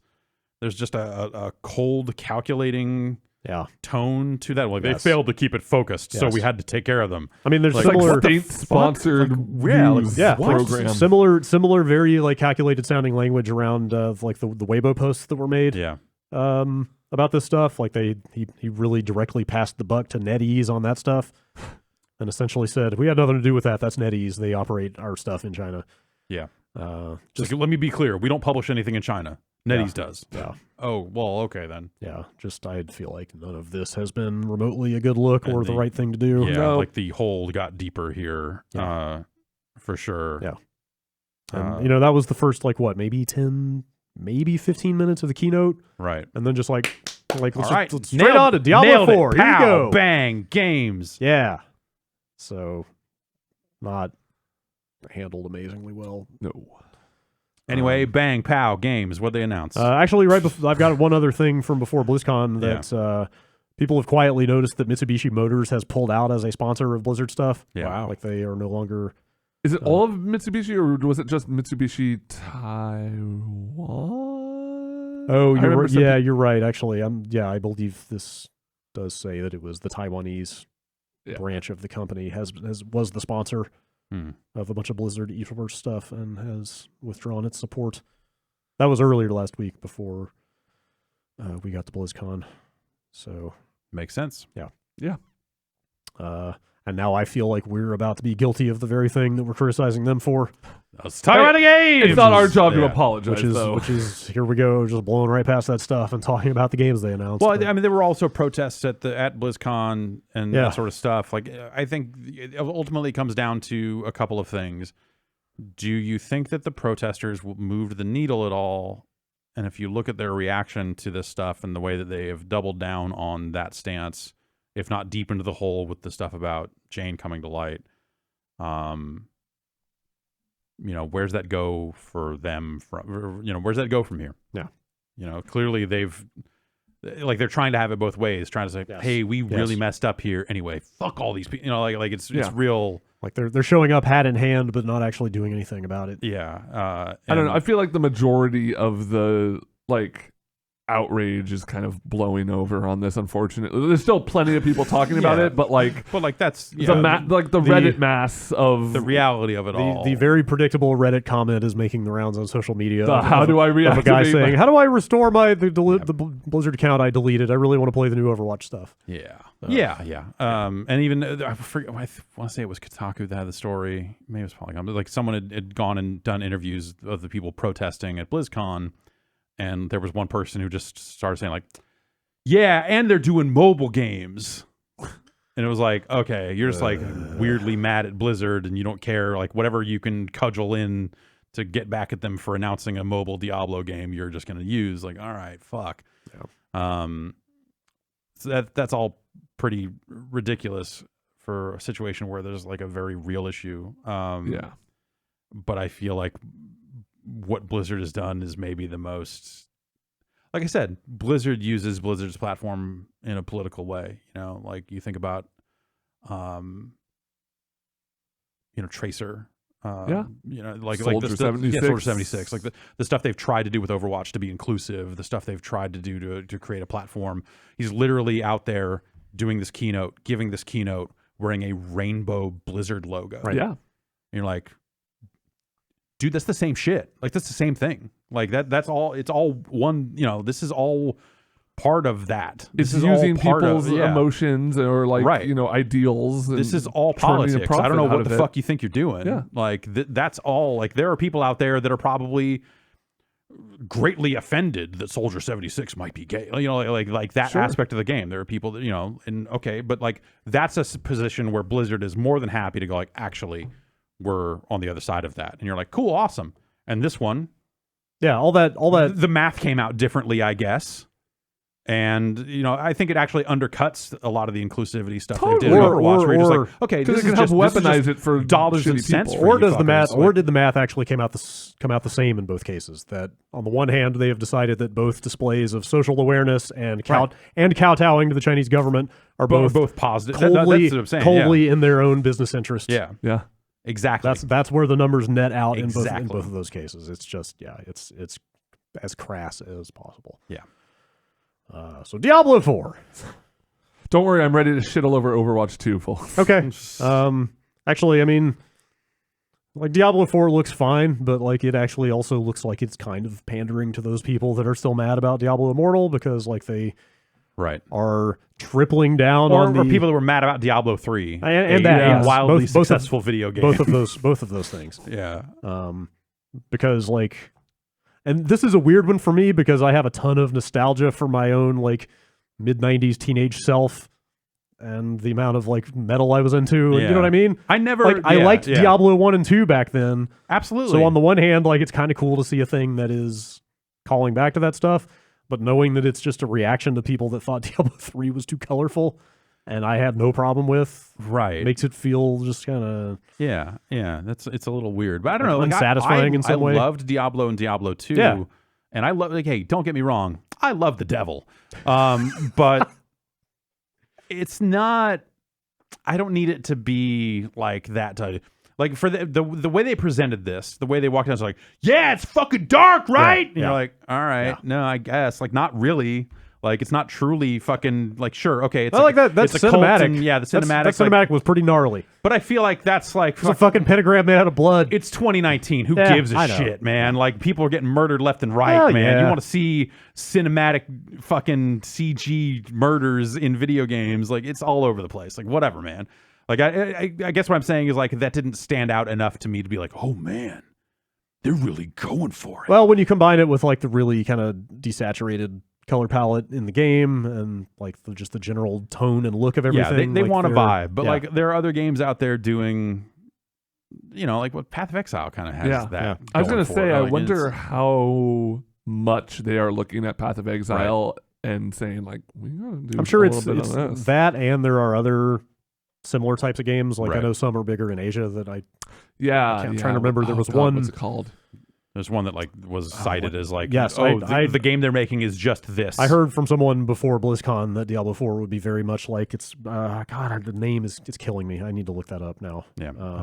But there's some stuff in this Kotaku hands-on report with the game from BlizzCon that I was going to mention, where they compare it to Destiny in structure, but it also does sound like a lot of these other games. Yeah. I mean, like this stuff sounds legitimately cool to me. Like I'll just read a little bit of this. Diablo 4 structures itself more like Destiny than its predecessor. While there is a main story that players can focus on, the world itself is more open and not merely a collection of zones that you teleport to. Even in the short demo I played, the map was large and held plenty of side areas to explore. Other players crossed my path during my travels, and we were able to help each other out or even participate in world events to defeat unique world bosses. Like there are mounts that you can ride around. Like it sounds like a much bigger, more contiguous space where you, much like a Destiny or maybe some of these other games, like you just sort of stumble into, here's like, a thing happening in the world. And like maybe I'll do some of this, or maybe I'll go over here and jump into this cave and do some stuff. I feel like that was always the promise of like Torchlight when they first like, hey, we're gonna make a Torchlight MMO. You're like, okay, cool, totally. Like that's kind of the stuff that I felt like maybe Diablo 3 would catch more of. Would as bringing that stuff in, and it didn't, and it felt almost like more like a throwback. Well, think about how much more encouraged live games are at this point. So it makes sense to have this environment where anything can happen at any time. So you should play it all the time. Sure. Yeah. I mean, that's every game now. Yeah. Yes. And I think that's all fine. I don't know. Like I think, yes, what Diablo 4 is, I think sounds cool. I think the way they presented it was, I don't know, needlessly junior high fucking metal like fucking this is gonna be like I am shocked the guy didn't just come out and like throw up the horns in the middle of that presentation. It had that fucking like check out these corporate ass horns. Now if he had come out in a fucking denim jacket with patches all over the back, or if he'd come out literally drenched in blood, one of those things, like bite a head off a bat. Like I feel like they, like if you're gonna say like, hey, this game is fucking metal, like you need to go further than that. And so them getting out and saying this game is going to be dark and occult, and look at this cutscene that is dark and occult. Diablo 4, Glenn Danzig. Yeah, okay, yeah. Sure. Have him come out. Yeah, I don't know. I'm torn. Pull the microphone down for you, Glenn. Okay, go for it. I'm torn because like divorced from both like their political gaffes recently and also the way that this just seems to be sort of pandering to people that were mad about Diablo 3 and Immortal. Like this sounds and looks pretty cool. Diablo 3 was a tremendous game, so a follow-up to that, sure, of course. I'll look at it. I mean, I do like the look of this. Remember the real money auction house? Mm-hmm. Oh yeah, The early days of Diablo 3. I made $5. I know somebody. Nice. I know somebody that sold an item on there for like $600 or something. Damn. Damn. I was on the wrong end of that though. Yeah. That's real money. Yeah, That's real money. that thing was That's wild. bank. Yeah, that's bank. You're earning a lot of rep. I think they said it's out next year, didn't they? Or did I dream that? Let me double check. I feel like it's out next year. Whether they said it or not, that seems like You're Yeah, probably late you're probably. 2020 delayed into 2021. sure. Why not? Doesn't have an official release date. Currently in development for PC, PS4, and Xbox One. When you think about this in terms like, okay, this was a game they almost announced last year. Yeah. And And they were supposed to. They've come out and said as much, that they were like Right. getting ready to do it, and then something very last minute happened. So if you figure they've had a full additional year to spin on it, this and then you also layer on this is a company, this is a part of Activision, a company that needs to start shipping more video games. Yeah. And loves to ship them annually where possible. Yeah, not that Diablo would ever go. I don't think Diablo would ever go annual. No, but they'll put out they'll do rapid seasons updates and- for yeah. stuff. Yeah. But like this seems like something that would come out next year. Just looking at stuff. And To the point where you go like, oh, well, okay. Well, also like, walk back the math on timetable stuff. They announced it for PC, PS4, and Xbox One. Right. So if you're shipping a viable, whatever, these games eventually come to PS5 and maybe they come Xbox. out. Maybe Diablo 4 comes out next holiday and just launches on both. on everything. Yeah, maybe. Or maybe they launch one SKU that It runs comes on out both. comes out Like, who mid-year knows- and who then knows what whatever. that is. However they end up doing their cross-gen stuff. But yeah. So yeah, Overwatch 2 is a weird product. Whoa! Wow. I didn't expect that. Wow, But, that's- Ben, Sorry, let me- control yourself. the Are you taking bong rips over there? What? man. I have to deal with Overwatch 2 in my Okay. own way. I mean, Alright, the most genuinely surprising aspect of this to me is that pretty much all the new multiplayer stuff is going to come to both games, and they will both play on the same servers. You don't want to split the multiplayer base. I think what they're doing, Well, yeah, like, sure. that aspect of this seems smart. That That's does. the only part of it that seems Right, smart to me. but then that leads to the question of like, what is Overwatch 2, and how much is it going to It's the cost? PvE and like, stuff. how much does that really add Yes. to what people want out of It's Overwatch? the PvE yeah, stuff, and so- they'll put some skins in there, right? So the way they've broken it down is they're doing a bunch of PvE stuff that's going to be story focused. Mhm. They launched with that kind of like lore to date trailer. Like 4-player. So let me back up real quick. As somebody who actually knows, and I know Jan also knows Overwatch, has there been any hint of this? We need to get the band back together because people hate Overwatch, and we broke up the team stuff prior to the announcement of Overwatch 2. Like the stuff in that cutscene that they showed at BlizzCon where it's like, oh, Overwatch was disbanded and we've got to get the team back Like, together. have they Well, been I mean, building up 'cause to there that, are or is robots. that completely out That's of left kind of field? like I thought Overwatch that was Overwatch disbanded 1. before. Yeah, Like yeah. Overwatch was the team way back in the day, and then like prior to their- the first game. yes, like prior to the events of the So first. the story game. of Overwatch is just a metaphor for Titan's development, is what you're saying? God, everything's a metaphor and nothing is.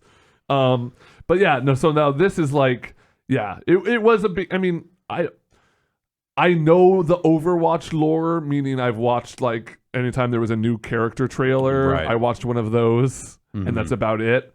So I have a very loose understanding of what's going on. But yeah, it seems like this is like we are getting the band back together because of a new Again? threat.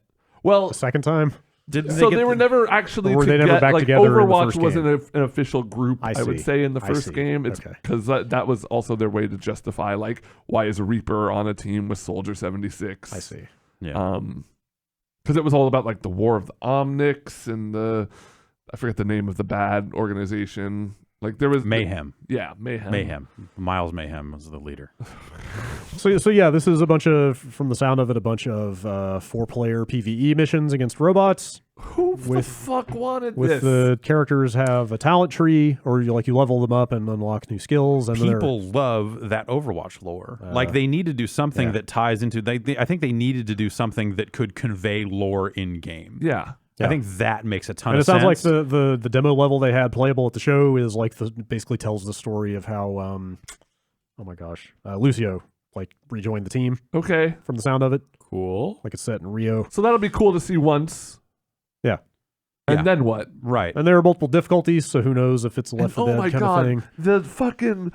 We've also really want to nail home that we've upgraded all these characters' looks. Check out how crazy Mercy looks now. Yeah. It's the fucking same. Yeah, when they kept showing, like, we've really redesigned the models, and they kept showing Tracer, I was like, that's Tracer. It's the same. Genji's Hanzo's got a shirt now. Great. Totally. All right, I'm on board. They just look like a skin, and not even all of them. Like the Mercy one, straight up. I literally, if you showed me the two pictures, could not tell you which is the new one. She has a new hat. Okay, she has a new hat and smaller feet. I saw somebody got really mad that they made her feet smaller. That happens when you get I was old, angry. man. I'm sorry. I didn't.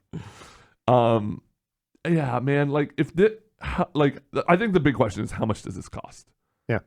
Because if you can still play multiplayer, so the way it works is like all your old skins will carry over from 1 to 2, but none of the 2 skins will carry over to 1. Yeah, so it's like basically, and also like the clients at some point merge. So Overwatch 1 players are playing Overwatch 2, quote unquote, but they just won't have Base access edition to or whatever. At that point, why put a 2 on this? Like, why not just call this because some kind of it markets expansion? better, because they can put it on stores, Fortnite shelves. But it also because, confuses people. I don't like if it confuses people, it's going to confuse them into buying more of the thing. Maybe. So I think it works in their favor to do it. But like, remember, this is a game on consoles as well.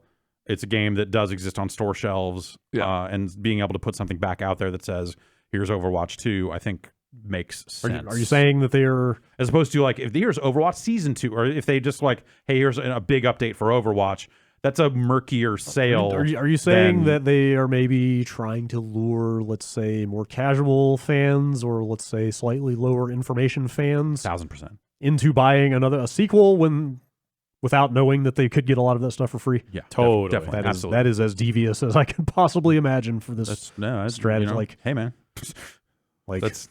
But they're gonna promise the campaign or like the story stuff or what have you. They're just not going to be very forthcoming about the fact that, hey, you could actually get the parts of this you care about for free with the game you already have. Well, I think they're banking on people actually caring about the other stuff. And well, I'm largely going on his reaction. Like, I don't think they're wrong to bank on that. I just think the issue is like what they showed of what that campaign or what those missions seems to be.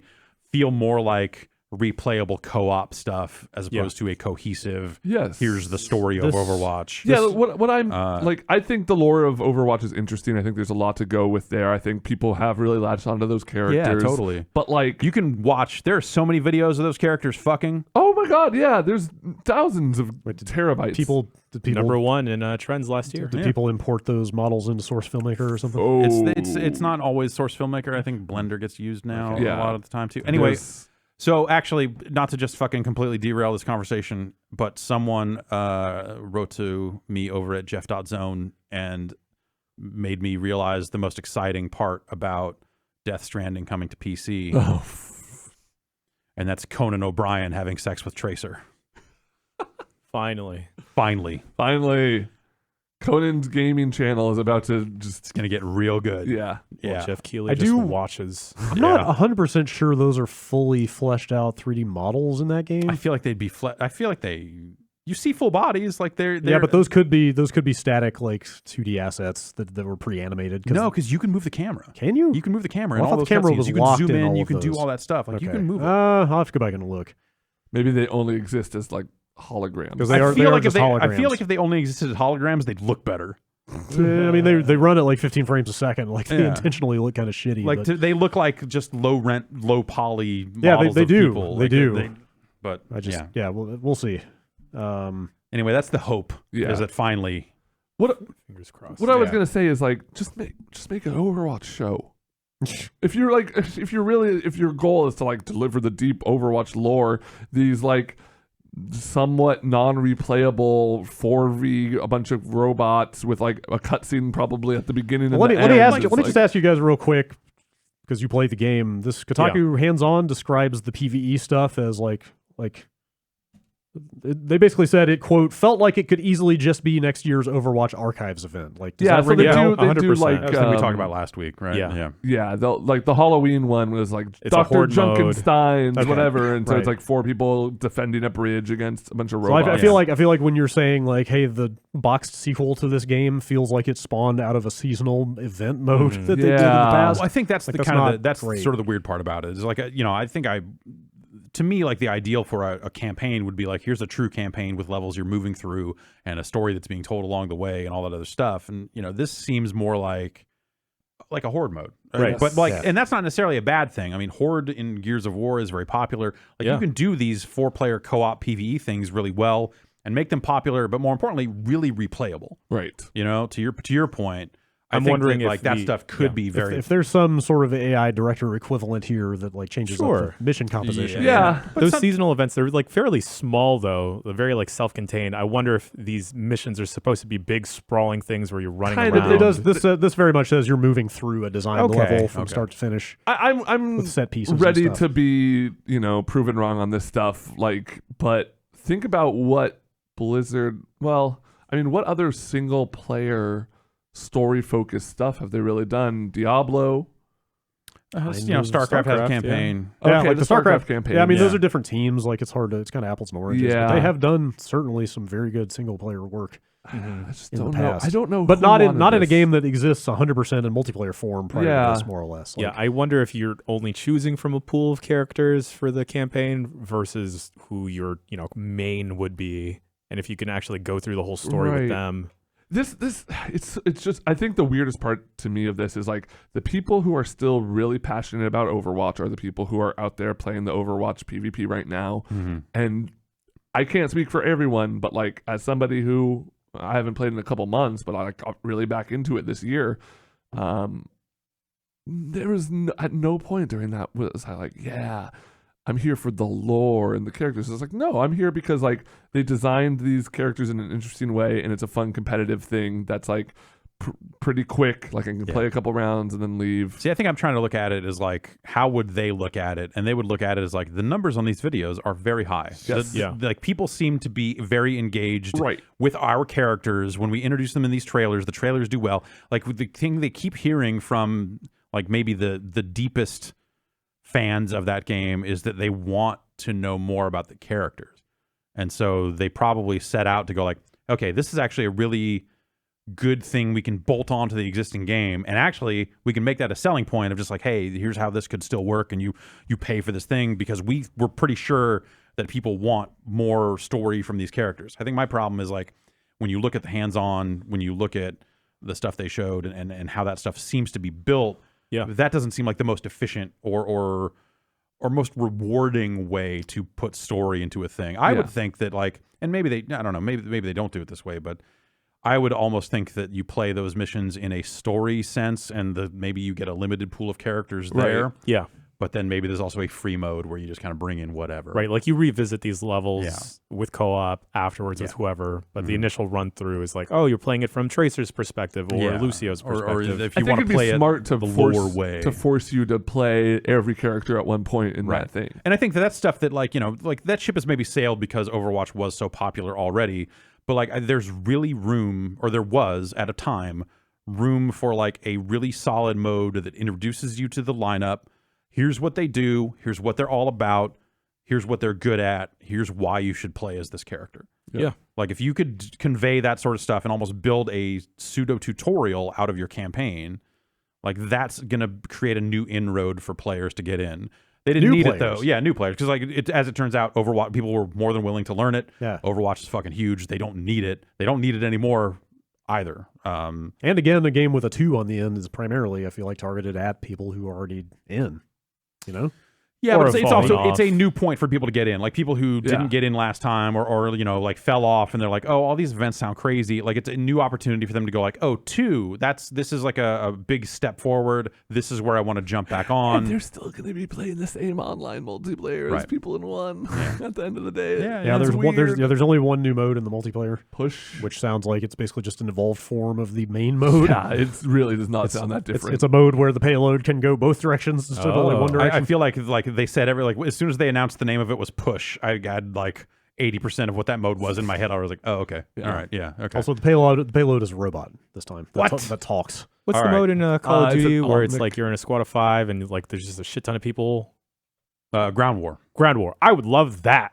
Yeah, that'd Just be cool. imagine how insane that would Like, be. here's a 32 v 32. Yeah. It's fucking doubles of everyone. Yeah. Oh, God. That'd be neat. That'd be ridiculous, but neat. I don't know. I think that like they're smart to not leave Overwatch 1 players behind. I think that you're right that it's creating the situation where people might go like, oh, I don't have to upgrade at all. But I think you're underestimating how much people will go like, especially if it ends up being $40. You know, remember they will certainly have a $60 version of this. Sure. But there's probably going to be a $40 version that doesn't come with as many skins or whatever. Yep. And that will feel like a reasonable thing. The reasonable expenditure for people who maybe have spent hundreds of hours playing Overwatch already and maybe even spent money on boxes. And it's doubly so that your costumes carry over. Right. Yeah. So you're like, okay, well, I like I still get to use all the stuff that I got. There'll be new stuff to get. I'm going to play this game for another 1,000 hours. I might as well just get it. I think that it kind of just becomes that type of no-brainer for people who are still investing hours and hours and hours into Overwatch. So I get that, like, I feel like it's murky. I feel like that when you stare at it long enough, you're like, wait a minute, what the fuck? Hang on. But I don't know.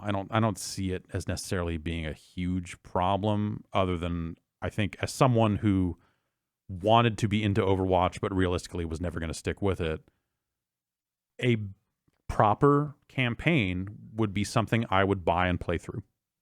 That'd be something that would at least get me to come back for the dozen hours or however long a campaign would be, because that game always felt great. The characters always looked nice, and I wanted to like it more than I did.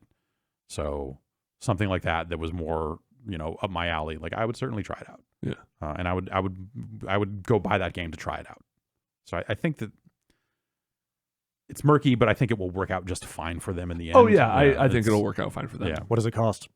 $40. I think that they do it because that's how it was last time, right? There was a $40 and a $60. Oh, you're right. Okay. And $60 came with Okay. the I forgot about legendary hot skins. Okay, in light of that, I could see the $40. That does Yeah. that makes more sense. I bet they just do the same thing this time out, and the $40 version is like, oh, you just want the co-op stuff, but you don't want any of the skins business. I was just taking it for granted that they would try to charge full price for this, but I if it comes in wouldn't be. 40. Was it the console versions where there was no boxed $40 version of that game? I think only the physical copies were only the I think that's right. the high end edition. Yeah. So presumably you would still have a situation like that. Yeah, I don't know. Like, they don't split the player base, and that's good because you don't want to create a situation where, like, oh shit, Overwatch 1 is still somehow more popular than Overwatch 2. Or even if it's taking 30% of players away, that's 30% of people fewer that are not playing. Exactly. So you it just makes sense at some point to keep that player base together. So I think I view it more as just like it's a bonus for Overwatch 1 players that they can stick with it until they can afford to get on board. Yeah, that is whatever. They are great. not left behind. I will say from a business point of view, I think they're making the right calls here. I just don't think the thing is appealing to me. Also, like, now that I think about it, it's not like they aren't still monetizing Overwatch 1 players with all the skins and stuff like that they sell. So. Yeah, but I wonder if they eventually get to a point where it's like, oh, you unlocked a skin, but you can't use it. Click here to buy now. If they do that, that's always like that next level. Like, here's stuff you could be using right now if you gave us $60. $40, whatever. But yeah, I don't know. I think, like whatever. I always come back to just like externally from the outside looking in, people are crazy about the Overwatch characters and the lore and the fan art and the community and all other stuff. Like, people fucking love those fucking characters, except for Reaper. People love those fucking characters. If people don't love Reaper, how come he's the star of the official porn parody? Because they're trying to redeem him. Okay, I got you. They're trying to push It's him. a redemptive arc. You gotta get Reaper out there. Do people hate Hanzo, or they just hate Hanzo players? Hate Hanzo players. Okay. But Hanzo's cool. Okay. Hanzo and Genji are all right. What about Genji? I was going to say, is that the same situation? Yeah. People hate Genji players? Yeah. Harsh. Let's see here. Nintendo put out some new Switch sales numbers that are fairly interesting. For example, Well, the real reason this is interesting is it gives a good sense of how well the Switch Lite has done. Mm-hmm. Yeah. They sold 50% more Switches between July and September. That's the third quarter this year than they did last year in the same quarter. Almost half of those, 4.8 million Switches in the third quarter. 1.95, which is 40% or something. Yeah. Of those Switches were Switch Lites, despite the Switch Lite only being available for 10 days of that period. Wow. So they sold almost 2 million Switch Lites in the first week and a half of that thing being out. So pretty strong launch for the Switch Lite. Congratulations to Nintendo for the money. Yeah.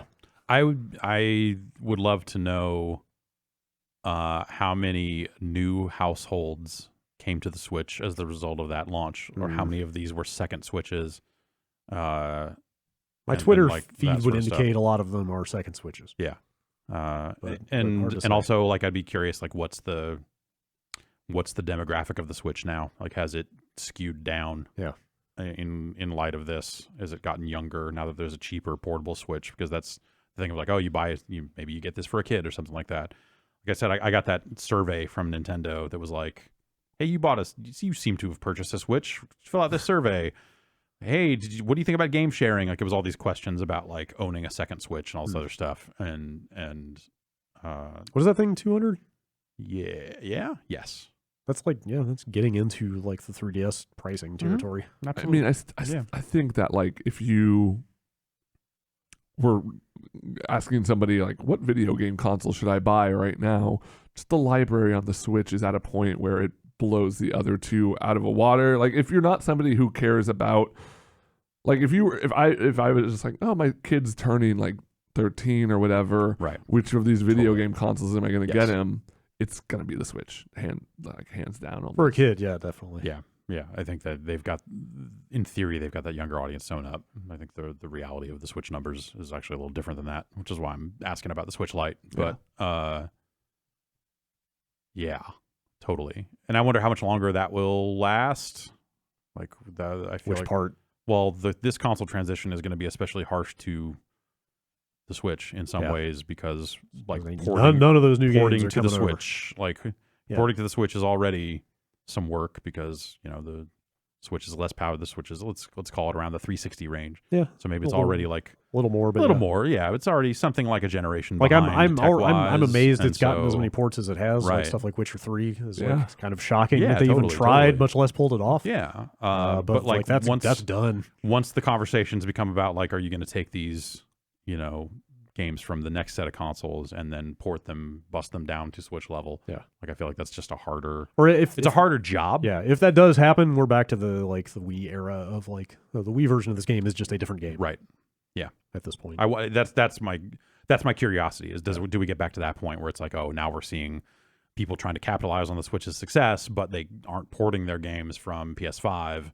They're coming up with like, it's Madden Kids, right. Or whatever. Yeah. Or maybe we get into a situation where it's like a bunch of Nintendo first-party releases and like every indie game in the world, which is like it's kind of what it's been. Yeah. In a lot of ways. Yeah. And that's been good. So that works out all right. But their first-party output, I feel like, has been better this year than last year. Like software sales are also way up over last year, which I think most people felt like was a pretty dry year for the Switch compared to now. Yeah. They updated their lifetime hardware numbers. The Switch is well over 41 million units now, which is well over triple what the Wii U sold lifetime. Wow. To put it in perspective, the 3DS did 75 million.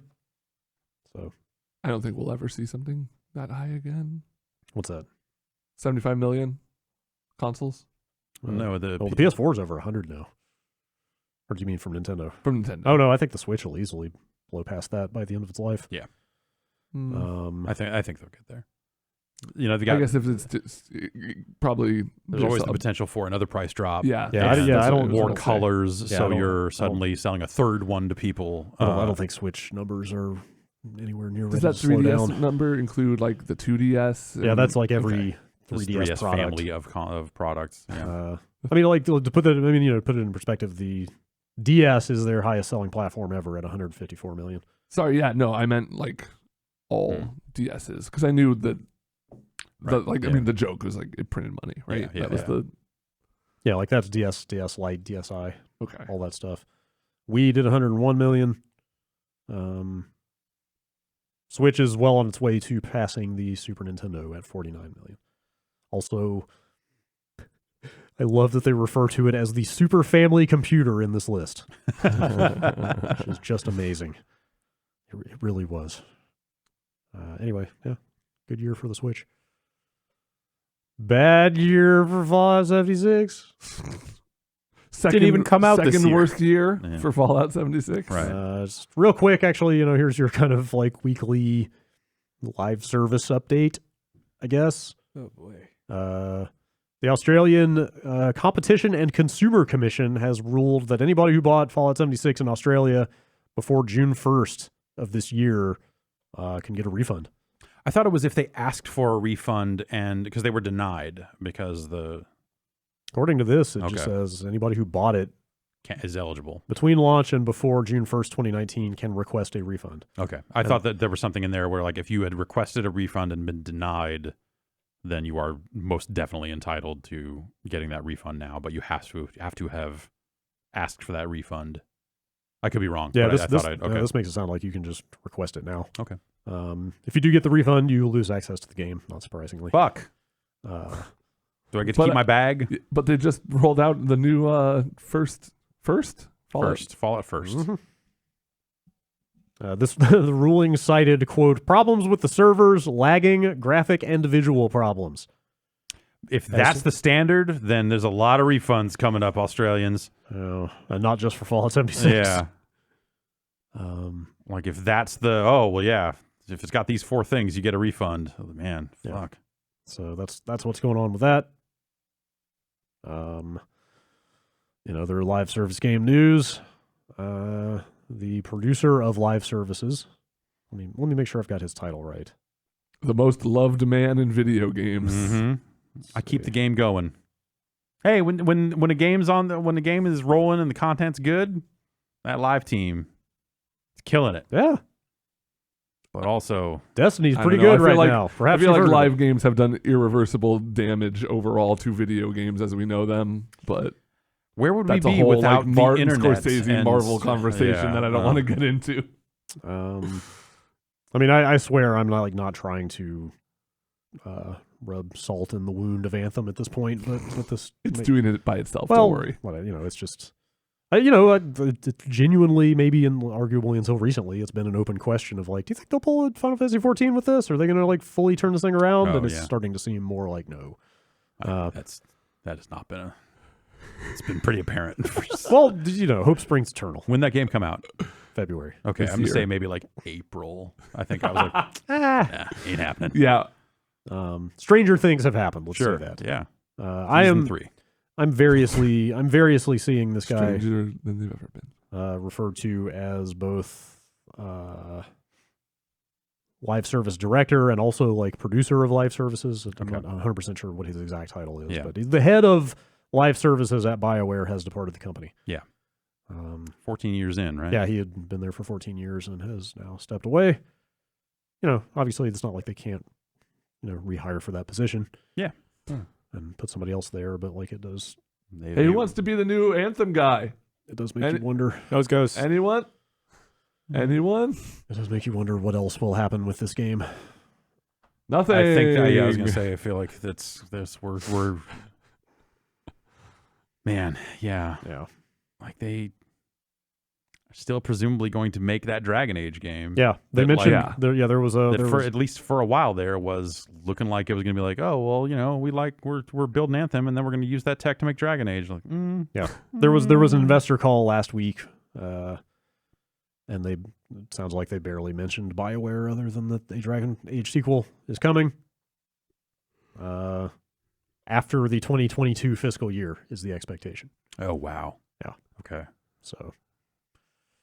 Good. Give them time. I mean, that's at least they're not just barreling into that. It's going to be a PS5 launch game. That'd be.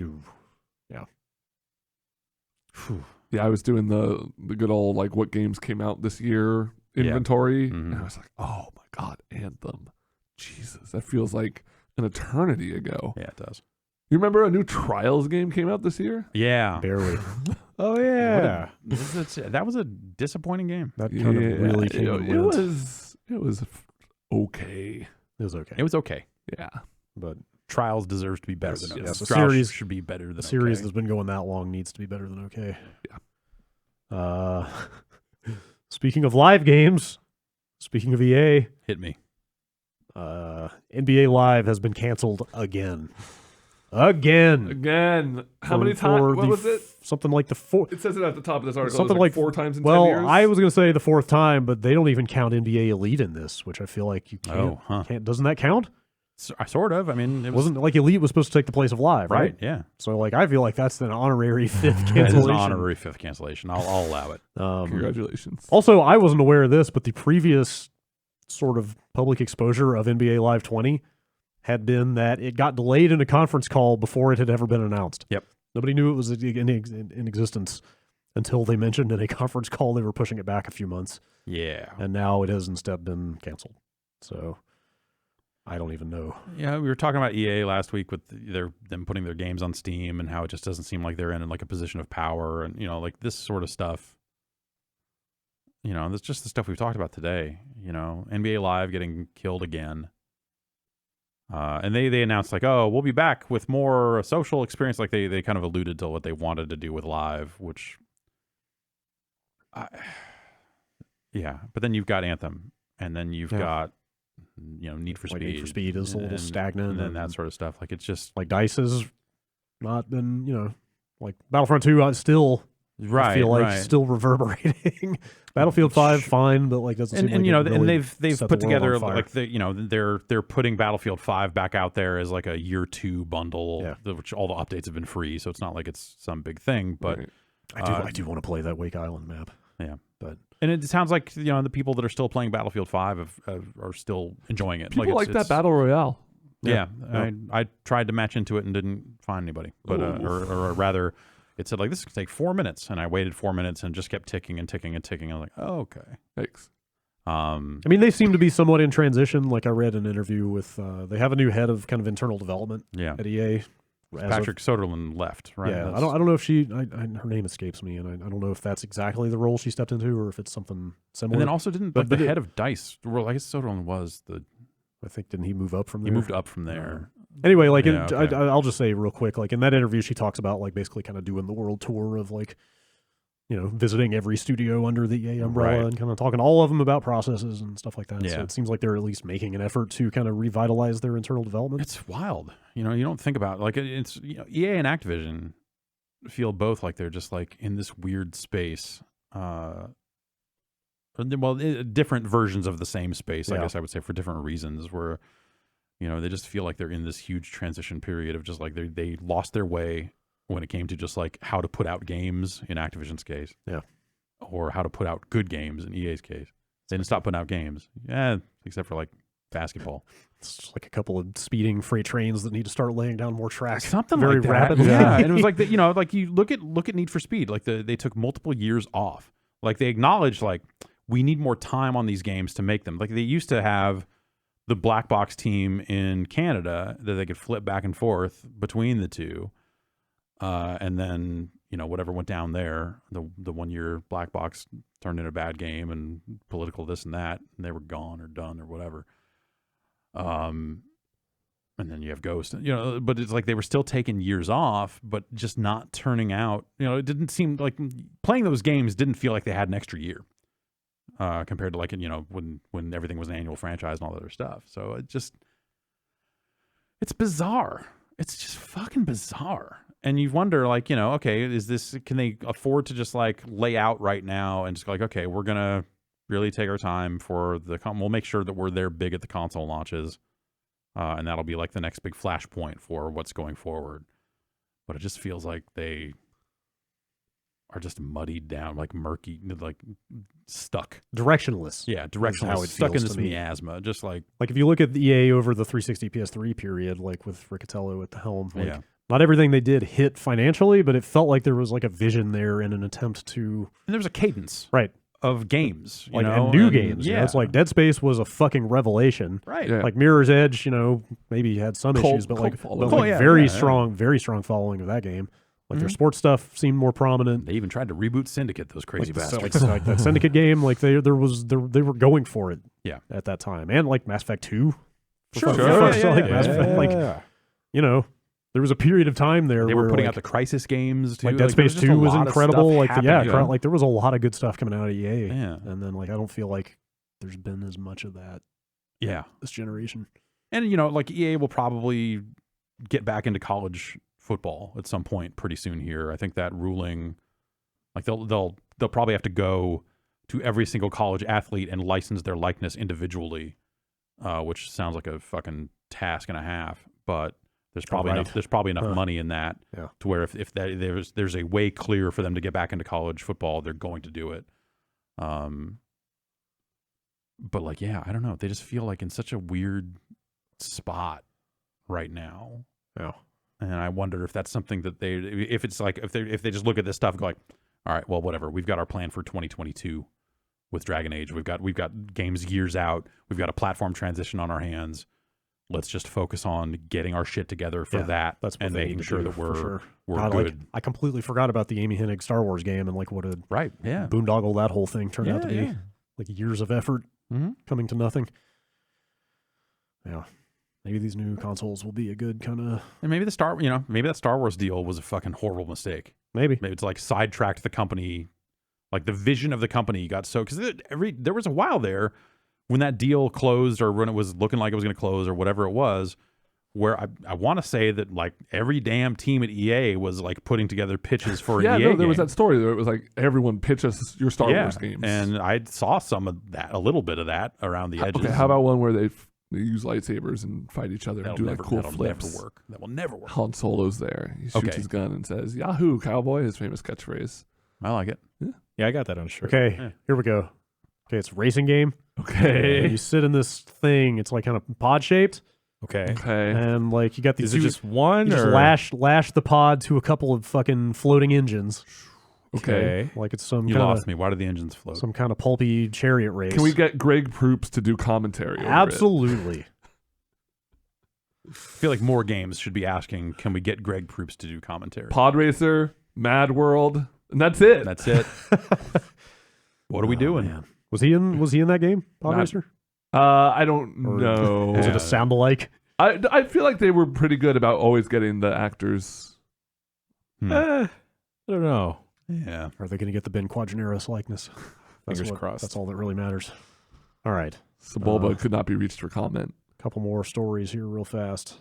Does anybody know what Underwriters Laboratories is? No, I tried to read this news story and could not. I know that like the UL logo goes on the back of things, and so it's like they are pretty much any device you own that uses electricity. If you flip it over and look at the label, there will be a little UL logo on it. It's basically a kind of nonprofit body that tests like every electronics and sets standards for like every electronics device that gets sold practically. Okay. And like standards like around like what, like interference mostly safety and, standards. Mostly like making sure all the electrical stuff is like compliant and not going to like burn your house down. And like it's a big deal having the UL logo, like having their approval. It's like the Nintendo seal of quality. Kinda. Except for making sure you don't get electrocuted. Yeah. When you plug in your toaster. I feel like in these days of you buy a bunch of stuff off Amazon and you don't actually know where it comes from or what it is. Yeah. Like I bet there's a lot of stuff there's more stuff than ever being sold that probably isn't tested. Totally. I've got saying the stuff I'm getting from Alibaba might not be might not be. Like you're probably familiar with the Philips Hue stuff and especially how maybe not overpriced, but how goddamn expensive it is. Mm-hmm.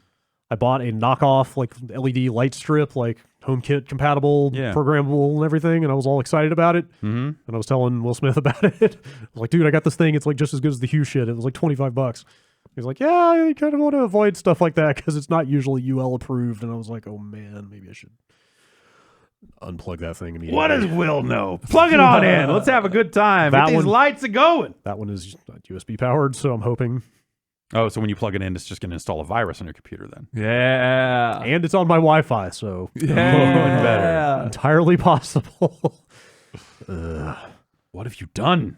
Anyway, Underwriters Laboratories just announced yesterday that they are devising a comprehensive safety standard for augmented, virtual, and mixed reality. What does that mean? Because I think about them in terms like okay, they're going to make sure stuff doesn't catch on fire. But I would assume that they would do that with any electronics, regardless of if it's AR or VR or whatever. So what's different it's not about just electrical stuff. Like that's the thing I always associated them with. But like, I'll just read the way they put it in this press release. UL, a leading global safety science company, announced today it will pursue a new standard, UL 8400, addressing safety for augmented virtual mixed reality. So like these lenses will not burn your eyes out? Yeah, totally. Okay. So like blah, blah, blah. UL seeking equipment and component manufacturers, suppliers, and others associated with AR, VR, and MR industries to participate on the standards technical panel that will draft the standard. The business development director of UL at this event they just held highlighted areas of key concern, including weight and neck strain, optical radiation, eye heat exposure, and headset motion to photon latency.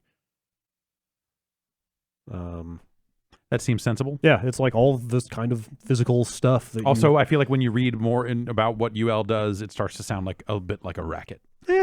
And they're just looking for new businesses to shake down to be part of their racket. I don't know. This stuff, having felt very ill coming out of VR in the past, like stuff like that, I feel like is a good thing to try to standardize. Yeah.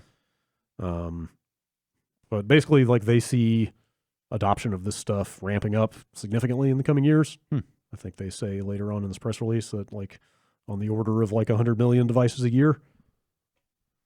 Yeah, I mean, when you take AR into consideration, you know, there was some talk that Apple and Valve were potentially collaborating on an AR device.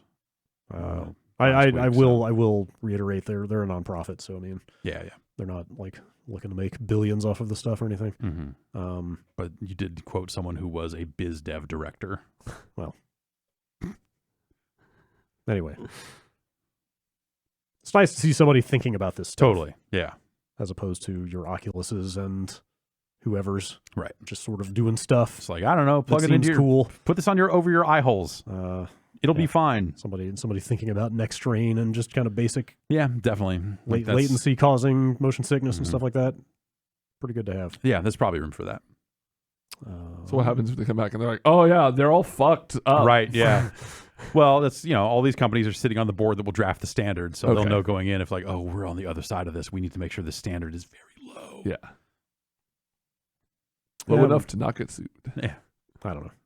I've never heard anybody who would say anything but good things about UL. Yeah, so. No, I'm not in a position to know. Yeah. All right. Last story. The last story. The BBC has done a little short, like half-hour documentary on the making of Death Stranding. In which Kojima said they're going to start making movies. This is, I believe you can go read me saying that he should make movies back around Metal Gear Solid 1. So, do you still feel the same way? In the future, Kojima Productions will also start making films, is the quote. No. Think about this, though. A Kojima movie is probably shorter than a Kojima cutscene. So that's why I say no, is because I think that like film is too short of a medium to contain the. I think that's what he needs. Yeah, like what happens when he has an editor? What happens when he has 2 hours to tell his story? Like, I think that could be really interesting. Maybe, but also I think that you could end up in a situation where there's no time to get into the weeds and get into real nuance, and you end up with something that is just like. I think you definitely have a chance where you don't get into nuance.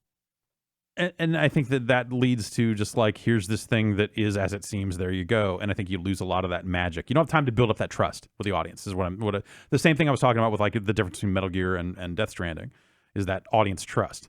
Like think about it this way though. Think about instead of movies, what if he just started making television or episodic content or episodic TV or anime or something that was like, here's 24 episodes of a thing. I don't want that though. I really want just like Kojima, you have 2 hours. But the question is, can he handle that? I don't think he can. Yeah. Like given like even the constraint of 2 hours, I feel like his message or whatever is going to fall apart in the process. But think he's going to really have to. It's like writing a short story, right? When you write a short story, you have to do like one thing really well because you don't have the space of a book, right? It's like characters or setting or whatever. What your I'm one just thing not convinced is. he would be good at that. Yeah, I I mean, don't like know. I don't think he. I'm not convinced he like would either. probably but the biggest criticisms you can level against him are that he is very long-winded and pretty unsubtle, and I don't feel like either of those things lend themselves to like quality filmmaking very well. Yeah. no. But Yeah. I don't know. Anime I've is seen a full few of- Marvel movies.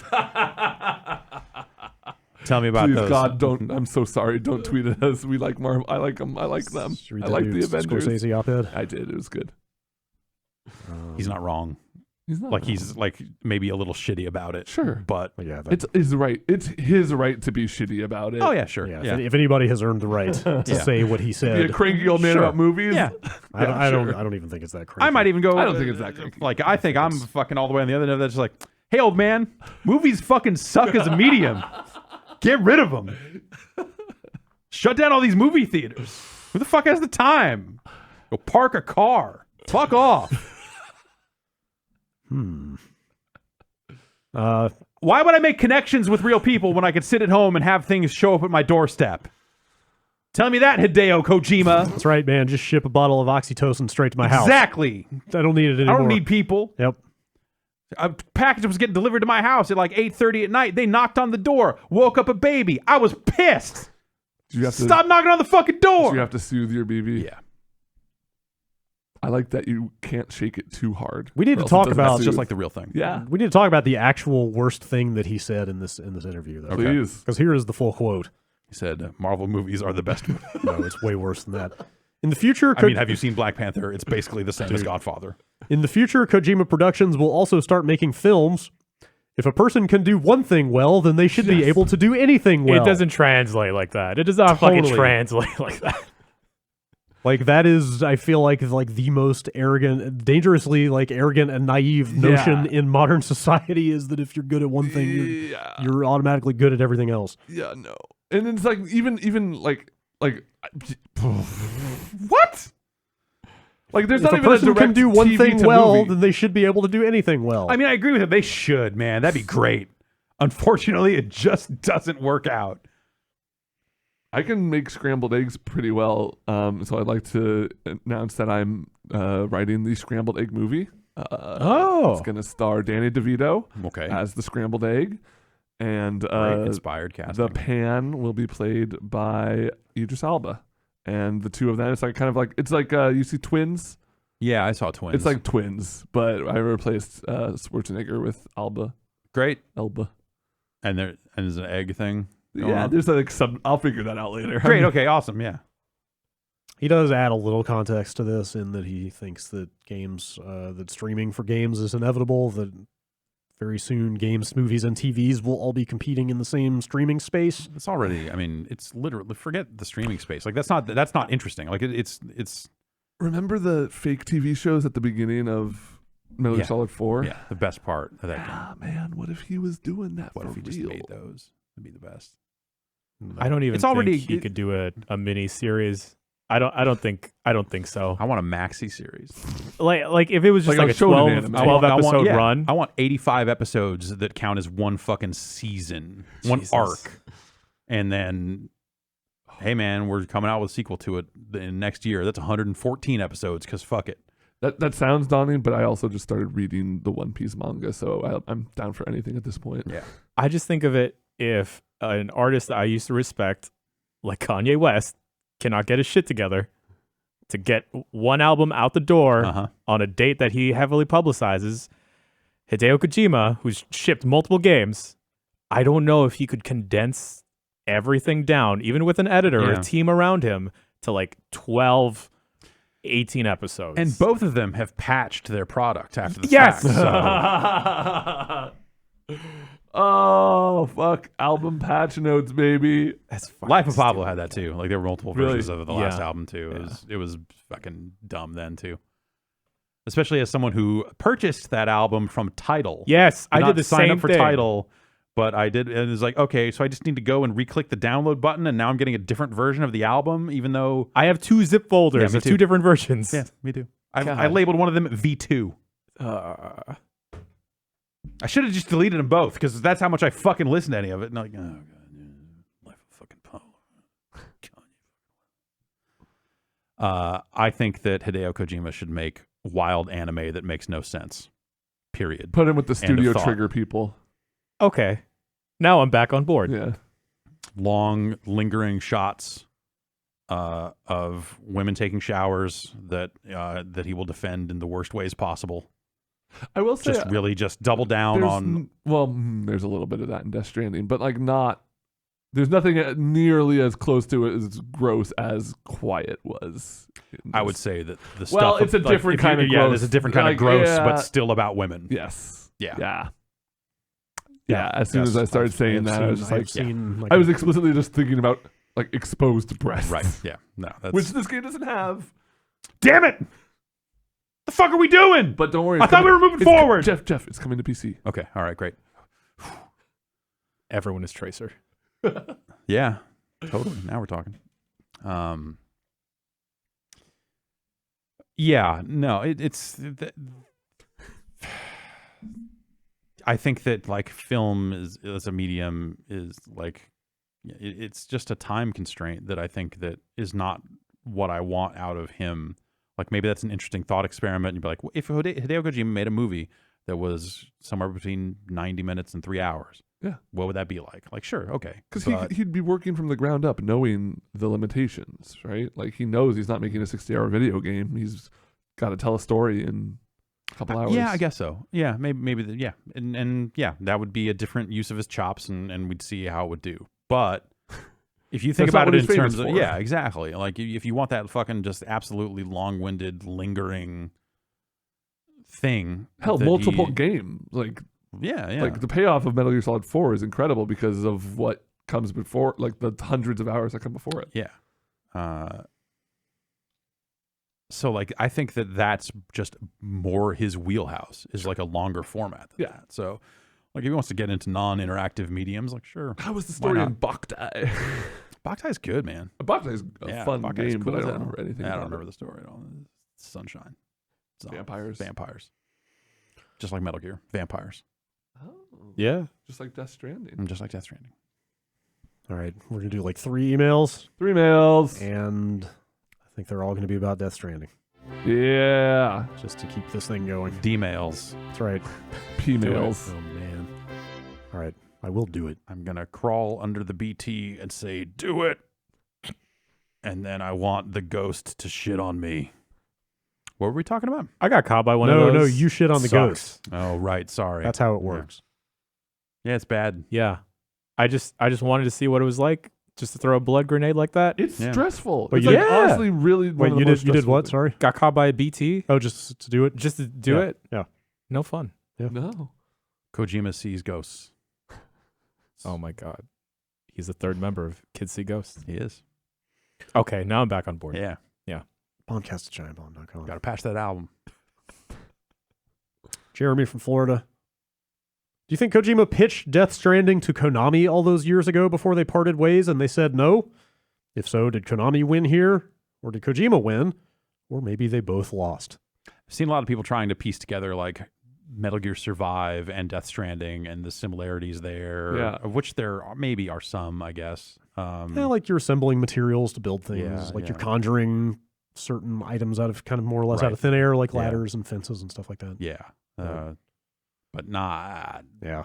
They're not really that similar. Also, like he left before Phantom Pain even came out. Like it's hard to imagine how he could have really had much influence on a subsequent game. Well, you'd like to think he that, might have been in some conversations. He was at a point where Phantom Pain's probably most of the way done. He's looking at what's next, and just like maybe he was thinking about some of these ideas. That's what I mean. In a way that like he may have laid some.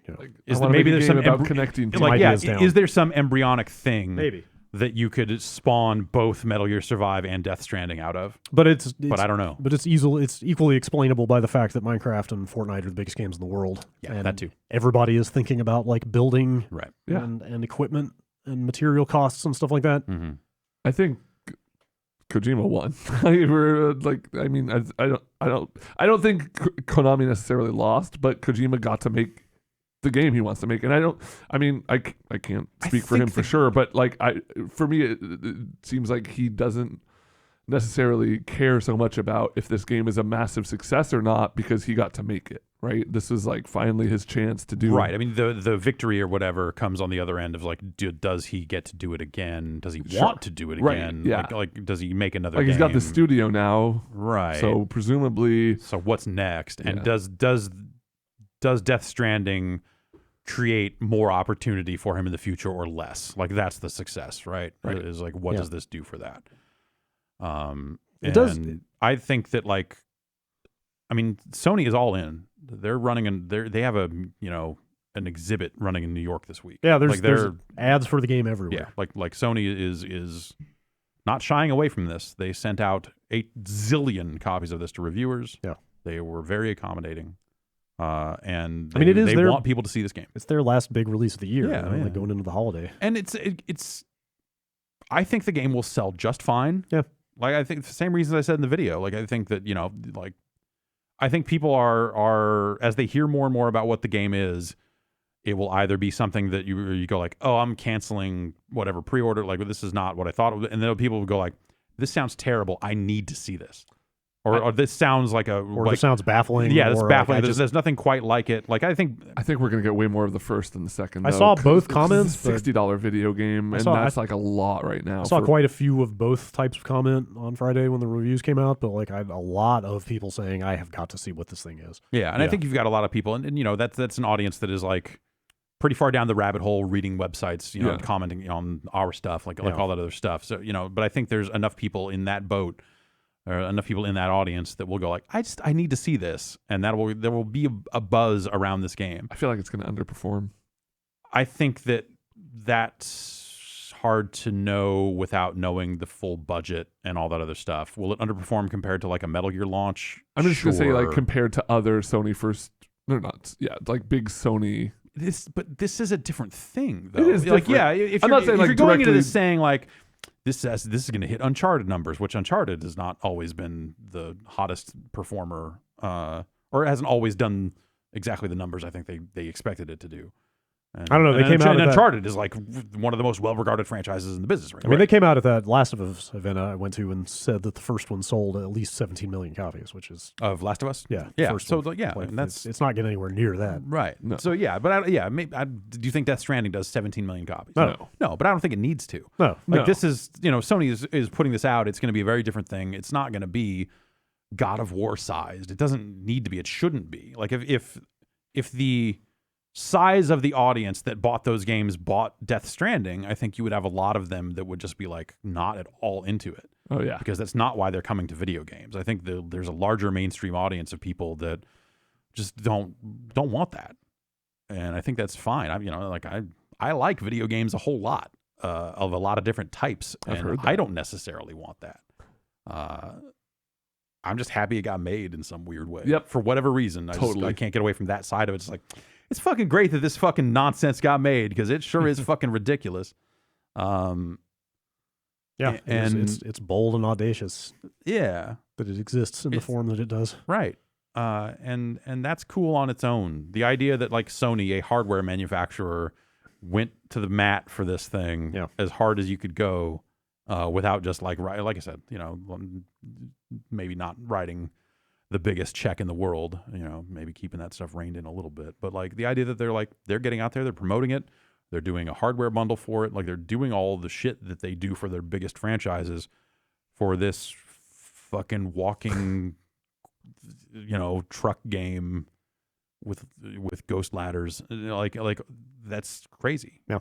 And I think that I have to imagine that their expectations are not the same as they would be for, God of War or Uncharted or Metal Gear or anything like that. I fully agree.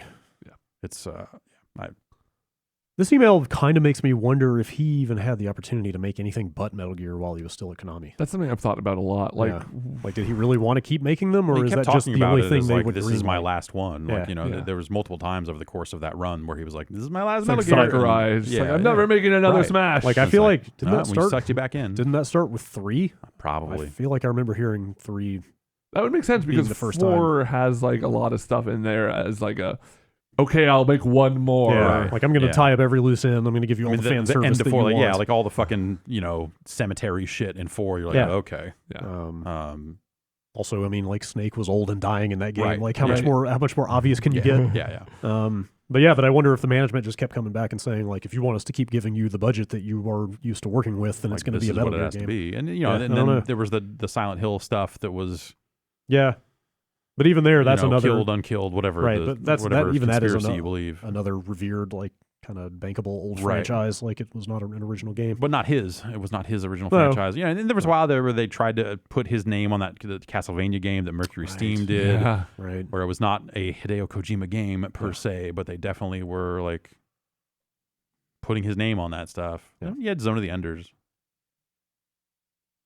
Right, isn't that wasn't even his game. Yeah, it though. wasn't even I think that was necessarily, another, like, he kind of produced it, Yeah. if I'm not mistaken. Is Boktai the only other thing that was fully his, or was Well, that there's even? like Snatcher and Police Knots. I mean, from way back post Metal Gear Solid. Oh, sure. Probably. Yeah. Hard to say. Question from Mark. Since Death Stranding did not brand the pizza that you deliver, I want to know, what is the official pizza brand of post-apocalyptic America? Well, Domino's. yeah. It's gonna be Domino's. Domino's will survive. I think so. Yeah.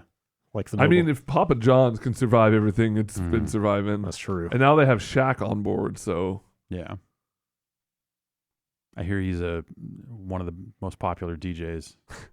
Yeah, headlining a festival. yeah. Good on Shaq. Yeah. Good on Shaq. Do you think he employs any Shaq Fu on the turntables? Is there a little bit of Oh, totally. yeah? Rahul from London. Curious about the deal between Kojima Productions and Monster Energy. In the past, Me with too. billboards in Burnout, for example, the ad buy ended and was replaced with generic images. Do you think the Monster deal is also time limited and will be similarly patched out? No. No way. I definitely think it's too deep in the game. No, for because that. most of those product placement things are in there forever. Like you can still like Calorie Made is still in Metal Gear. You know, it's the dynamic updating ads are not the norm. I can't wait to see people's seeing that ad for Norman Reedus' bike show way after it's canceled. Yeah. God, yeah.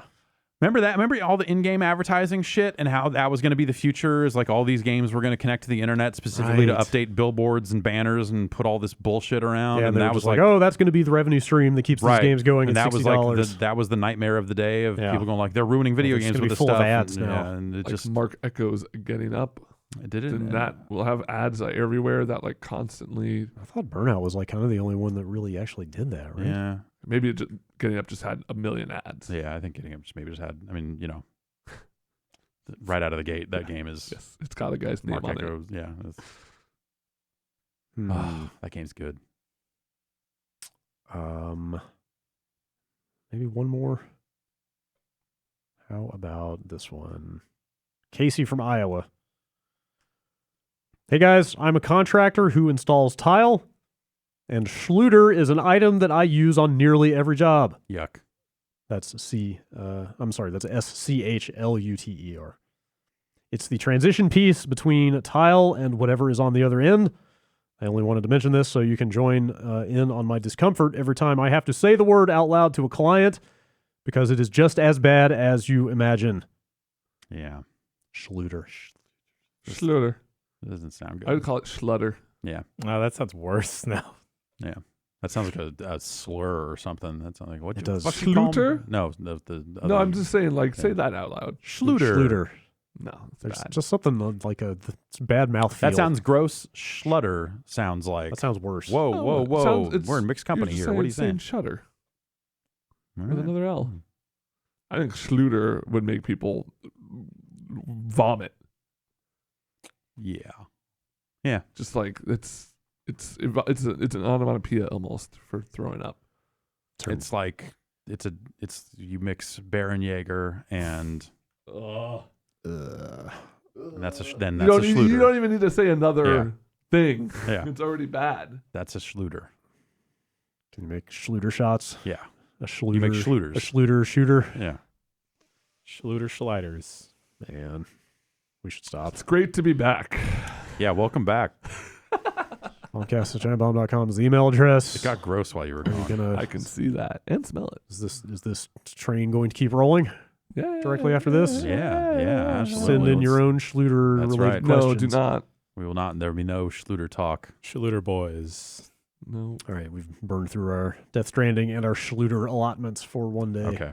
So ask only non-related questions on the after show. That's right. Directly after this, if you're watching live. Yep. If you're not, back on kind of a regular schedule this week. Yeah, After getting there. After the madness of the last couple weeks with embargoes, Yeah, extra life, and and all that stuff stuff. like that. But there's still some games coming out. Yes. Still stuff to cover Mm-hmm. and stream Yes. and generally do on the website. I want to yeah. play some Xenocrisis, which is a game. I looked that up after you mentioned it. Yeah. That looks pretty cool. I want to see. Apparently, they're selling it for the Neo Geo, the Genesis, and the Dreamcast, and then what? also it's on Steam. Like literally ported to those I systems. think it originated there, and the Steam version is like an enhanced version or something. Wow, it's got a real like Smash TV kind of Yeah, look to it. totally. That Cool. looks cool. I want to play Bugdom. Bugdom? Yeah, Okay. What is Bugdom? Should we just Bugdom. wait to Bugdom. find out? Okay. Bugged them. Bug dumb. That The mysteries of video games will be revealed on GiantBomb.com that's right. when you watch Check it out. later this week Bug dumb. and Bug next dumb. week Bugdom, when though. this podcast returns. We'll see you then. Thanks. Bye.